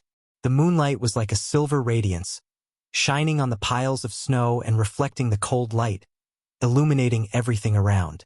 The village had been reduced to ruins, and the villagers had all left. In the center of the ruins, there was a huge semicircular crater left behind after the battle between Chen Shi and the Immortal General. Immortal cultivators were not nuclear bombs, and after collision, there would be no radiation. Instead, a lot of true essence would escape. True essence was the product of refining the spirit energy of heaven and earth, so the deepest part of the crater was the place with the densest spirit energy. In the huge crater, a tulip was leisurely blooming in it. Tulips were very resistant to cold, and could withstand a low temperature of -35°C in winter. When the temperature returned to above 8°C, it could begin to grow. But under the stimulation of the surging spirit energy, this tulip actually bloomed in this cold winter. The spirit energy of heaven and earth here had actually recovered to the level before the array was destroyed. Chun Shi frowned as he floated above the ruins, staring at the deep crater in front of him in a daze. Suddenly, a thought jumped out of his mind. Immortal General of Tianmen? Tide of spirit energy.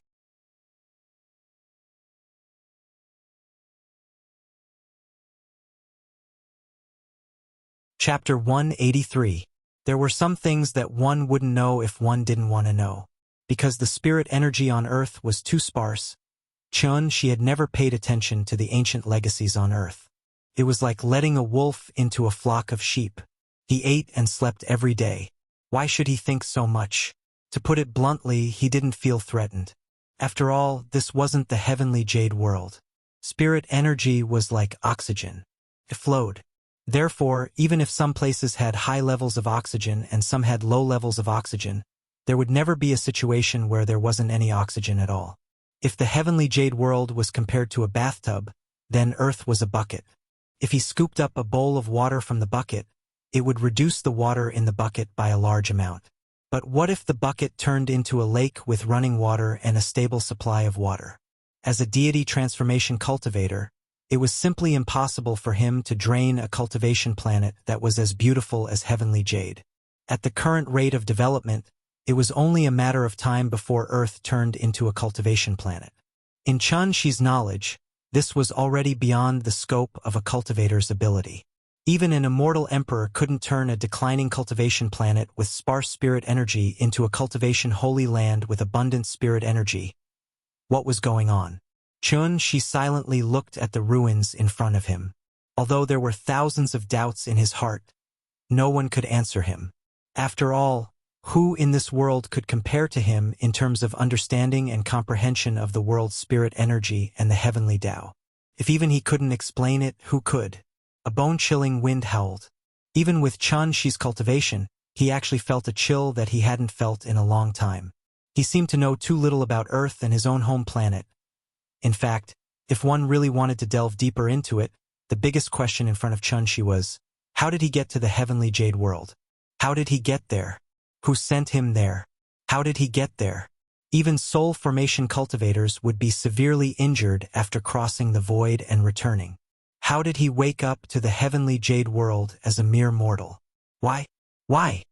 Was it all just a dream? Because only in a dream would such a fantastic story appear. As a spirit-severing cultivator, he had already experienced countless trials and tribulations. So how could he not know whether this was a dream or not? If it wasn't a dream, then what kind of terrifying unknown existence was it? Thinking of this, she couldn't help but feel inexplicably irritated. He had been cultivating for 500 years, and it was only at this moment that he suddenly realized something. It turned out that he was still an ant-like existence in front of some unknown power. All of a sudden, he felt an extremely stifling sensation.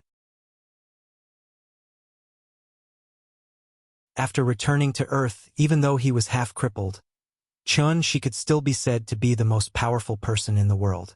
However, as long as he didn't step into the immortal emperor realm, he would always be immortal.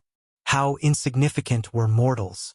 Even if he had reached the soul formation stage, he would only be one of the stronger ants among thousands of ants. Under the frosty snow and the bright moon, Qi's lonely figure floated in the air. He looked up at the bright moon. Then, he suddenly looked up to the sky and roared. Surging true core strength kept surging out of his body. As his sleeves fluttered, an invisible shockwave spread out wildly with him as the center. Boom! Boom! Boom! It was like a bomber carrying out a carpet bombing. With Qi as the center, wherever the true essence spread out, all the rocks and vegetation would explode and scatter in all directions. In the blink of an eye, the already incomparably huge crater was actually expanded by him once more. A sword and a knife appeared in Qi's hands again. However, just as he was about to merge the sword and knife, Qi's mind suddenly flashed with the smiling faces of Qin Ruoying and Nianyan. The frost sword and knife turned into snowflakes again and fell one after another. Then, Qi's figure suddenly disappeared above the ruins. The next morning, maybe it was because of the time they spent together that the husband and wife almost reached the level of telepathy. Therefore, after Qin Ruoying got up, she felt that something was wrong with Qi today, but she couldn't tell exactly what was wrong. After serving the little fellow breakfast, Qin Ruoying helped Chun Shi pack up as usual. When she was about to take the little fellow to the tea house, Chun Shi suddenly spoke. Ying, you can practice at home. I'll take Nian to the tea house. Qin Ruoying's face suddenly showed a big question mark. She looked at Chun Shi, but Chun Shi was smiling. She couldn't see anything strange from his face. Qin Ruoying was silent for a while, then asked seriously, why? Your cultivation progress is too slow. The beginning is the time to lay the foundation. If the early progress is too slow, it will affect your future development. As he spoke, Chun Shi touched her smooth face. As if to prevent her from thinking too much, Chun Shi paused. Before she could speak, he continued to add, wasn't it to cultivate feelings with Nian before? I think it's about time to cultivate. We can't be around the child all day, right? I don't care, but it will affect your cultivation. Didn't you say you would accompany me for 500 years? If you don't cultivate, how can you accompany me? Okay, I see. Qin Ruoying nodded, then turned to look at the little fellow who had run out of the west wing. Seeing this, Chun Shi called the little fellow and said to her, Nian, Mom has to study today, so I can't accompany you to the tea house. Dad will go with you, okay?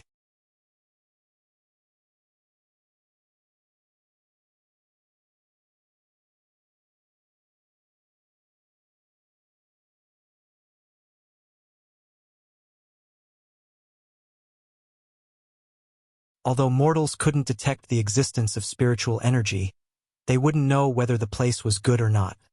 Days long's a long time. Only one night had passed, and even Gu Lao was affected. His spirit had also become much better. Thinking of this, Chun Shi asked Gu Lao to wait for a while, and then he got up and went back to the bar and then called Qin Xueqing. The last time he called, Qin Xueqing didn't pick up, and she didn't call back. Chun Shi thought she was busy, so she threw the matter to the back of her mind. Now it seemed that this matter wasn't that simple. The phone went through, and after a while, Qin Xueqing's voice came from the other side. Hello? It's me. Are you busy? I have a question to ask you. Give me a second. Qin Xueqing was a little noisy on the other side. After a while, her voice came from the phone again. Okay. Go ahead. She was his sister-in-law, so Chun Shi didn't dawdle with her, and went straight to the topic. Have you Lian people noticed anything unusual recently? Like a vision of heaven and earth? After hearing his question, Qin Xueqing was obviously shocked, and she hurriedly asked on the other side of the phone, Who told you? Do I need someone to tell me? Chun Shi replied matter-of-factly, and Qin Xueqing suddenly choked. After all, she had already experienced the strength of her cheap brother-in-law. Because Chun Shi's question involved some secrets, after hesitating for a while, Qin Xueqing whispered, Yes, a large oasis suddenly appeared in the Taklamakan desert, and it's spreading out at an astonishing speed. Do you think plants need time to grow? But that place turned from a desert to an oasis overnight, which is obviously a supernatural phenomenon. So the Wu Lian blocked the news immediately. The desert turned into an oasis. Chun Shi thought for a while, and then asked again, What else? Are there any changes in animals? For example, monsters and other existences, have there been more? Yes. It is said that a forest ranger saw a monster more than 3 meters tall in Shenangjia. The Wu Lian has sent people, but they haven't found any trace of the monster yet. Sure enough, the recovery of spirit power would bring great changes to the world. The desert turning into an oasis was only the first step, and there would be more and more wonders that ordinary people could not imagine. Maybe in the future, the earth would become like the Tianxian world. Qin Xueqing waited for a while, and seeing that Chun Shi didn't reply, she asked directly, Do you know something? Her question interrupted Chun Shi's thoughts. After thinking for a while, Chun Shi gave an irrelevant answer. You should cultivate according to the cultivation method I gave you. According to the current situation, you should be able to step into the foundation establishment stage very soon. At that time, you will naturally know what happened in this world. Foundation establishment.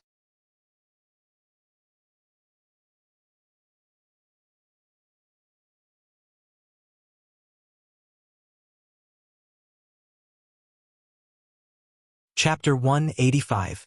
For the next few days, Chun-Shi would bring the little girl to the tea house to date with the brothers every day. Qin Ruoying, on the other hand, was cultivating hard at home. Out of the 24 hours in a day, she really did cultivate for 20 hours. Cultivation was a boring thing to begin with, since she had already decided to embark on this path. Learning to enjoy the boredom and experiencing different kinds of pleasure from cultivation was the only thing Qin Ruoying had to do at the moment.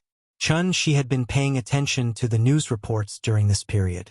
In addition, he was also constantly paying attention to the headlines, Weibo, public accounts, and other media platforms. Things were different now.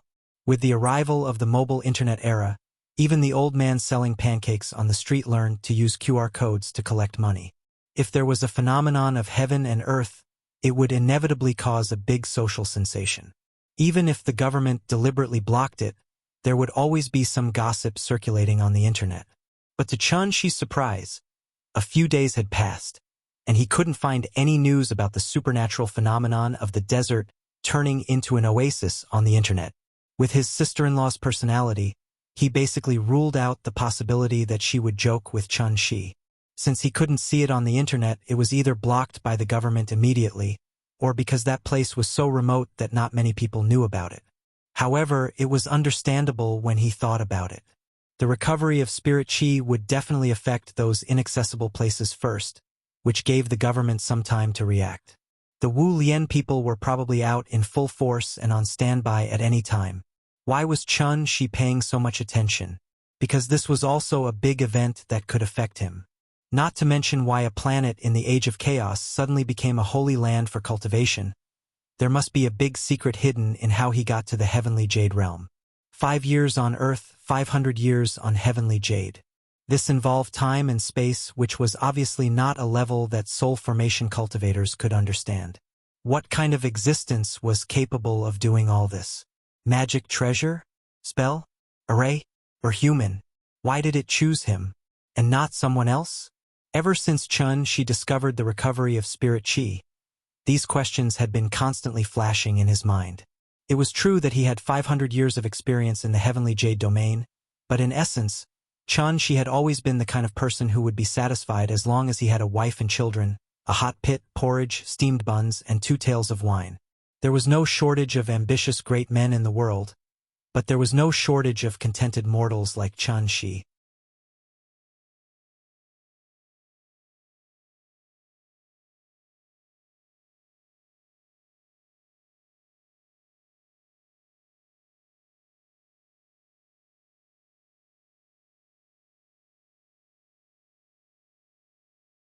Chapter 186. Wow!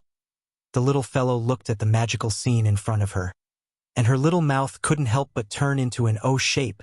She sat in Qin Yongyan's arms and couldn't help but feel a little excited when she saw the fiery red leaves on the mountain. Grandpa! Grandpa! I want to go and see. Come over a bit. The little fellow wriggled her body and signaled Qin Yongyan to take her to the edge of the city wall.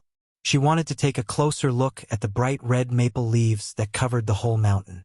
Qin Yongyan finally came back to his senses after being shaken by her. The heavy snow had passed, and in the blink of an eye, it was the winter solstice. It was supposed to be the late winter when everything was dormant, but Chun-Shi's words actually made the plants on the mountain grow in reverse.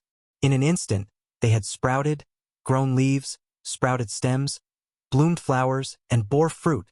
According to legend, there were immortals in ancient times whose words contained the heavenly laws. What was the difference between Chun-Shi's action and that of the immortals? A moment ago it was still a barren mountain, and the next moment it was full of vegetation. Qin Yongyan was really shocked and inexplicably. The impact of this scene on him was even more violent than when Chun-Shi killed great-granduncle. What kind of cultivation method did Chun-Shi make him practice? Could it really be the immortal's inheritance? After this period of cultivation, Qin Yongyan was about to step into the late stage of qi refining, so his understanding of immortal cultivators was much deeper than before. Every realm of immortal cultivators could be divided into 3 stages: the beginning, the middle, and the end. For example, Qin Yongyan had already gone through 2 stages: the early stage of qi condensation, the middle stage of body tempering, and the late stage of aperture opening which was about to step into. Once all the apertures were opened, then he could step into the second major realm of immortal cultivation, foundation establishment. It was also because of this that there was a huge gap between the early stage of Golden Core and the middle stage of Golden Core. Thinking of this, Qin Yong-yen couldn't help but frown and silently glance at his son-in-law several times. He was now a little curious what was Chun-Shi's cultivation level. Just as Qin Yong-yen was blindly pondering, the little fellow in his arms suddenly giggled. The child didn't understand so much. She only knew that the scenery in front of her was very beautiful. So she wrapped one arm around Qin Yong-yen's neck and pointed at the maple leaves below the city wall with the other hand. She kept muttering that it was so beautiful. The mountain full of maple leaves facing the morning sun. The green mountain for you in red makeup. Chun-Shi's ceremony was so shocking that Qin Ruoying held her lover's hand tightly and didn't come back to her senses for a long time.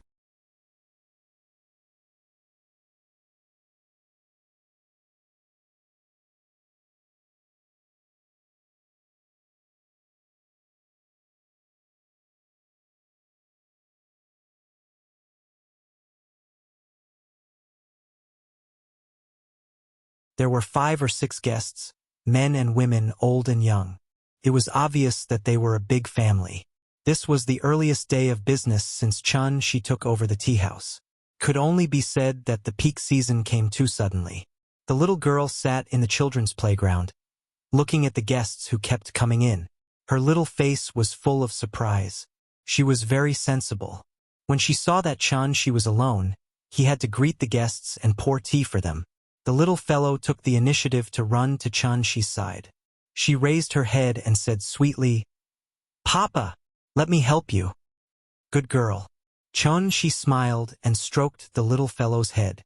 Then, he handed a cup of green tea to her and said, "Come on, give it to that uncle and then to sister. Be careful, don't fall." Yeah. The little fellow nodded like she was pounding garlic. Then, she carefully took the teacup in Chun-Shi's hand. Because she was afraid of spilling the tea, the little fellow straightened her back and her whole little face became serious. The guests were a young couple. After the little fellow put the teacup on the guest's table, she smiled sweetly and said, "Uncle, have some tea." The young man, who was estimated to be in his 20s, was stunned by her calling him uncle. Before he could come back to his senses, the little girl had already run back to the bar counter and brought over another cup of tea. "Sister, have some tea." The 2 guests were obviously a couple. As a result, the little fellow called the man uncle and the woman sister, which immediately made them laugh. "This child is so cute." "Yes, why don't we have a child?" "Get out." The guests came one after another without stopping. So, just after 10 o'clock, the tea house was already full. The little fellow sat on Chun-Shi's lap and put her head on the bar. Her big round eyes kept scanning the tea house lobby in front of her, and she couldn't help giggling. "Papa, business is good today." The business was good, and the little fellow was very proud, so she didn't go to the children's playground today. Instead, she sat at the bar and waited for the guests to greet her. Whenever she heard a customer shouting for more water, the little girl would run over with a small water bottle in her arms. To her, this kind of menial task of pouring tea was more fun than stacking blocks. According to his usual habits, Gu Lao usually came to the tea house after 11 o'clock. It was estimated that he also knew the news of the opening of the Shikahai skating rink today, so he came much earlier than usual. As soon as the 2 brothers entered the door, they were immediately stunned by the lively scene in front of them. Here. As soon as she saw her friends coming, the little fellow excitedly waved to the 2 brothers. There were no seats in the tea house, so Chun-Shi asked Gu Lao to sit behind the bar, and the 3 little guys went back to their exclusive children's playground.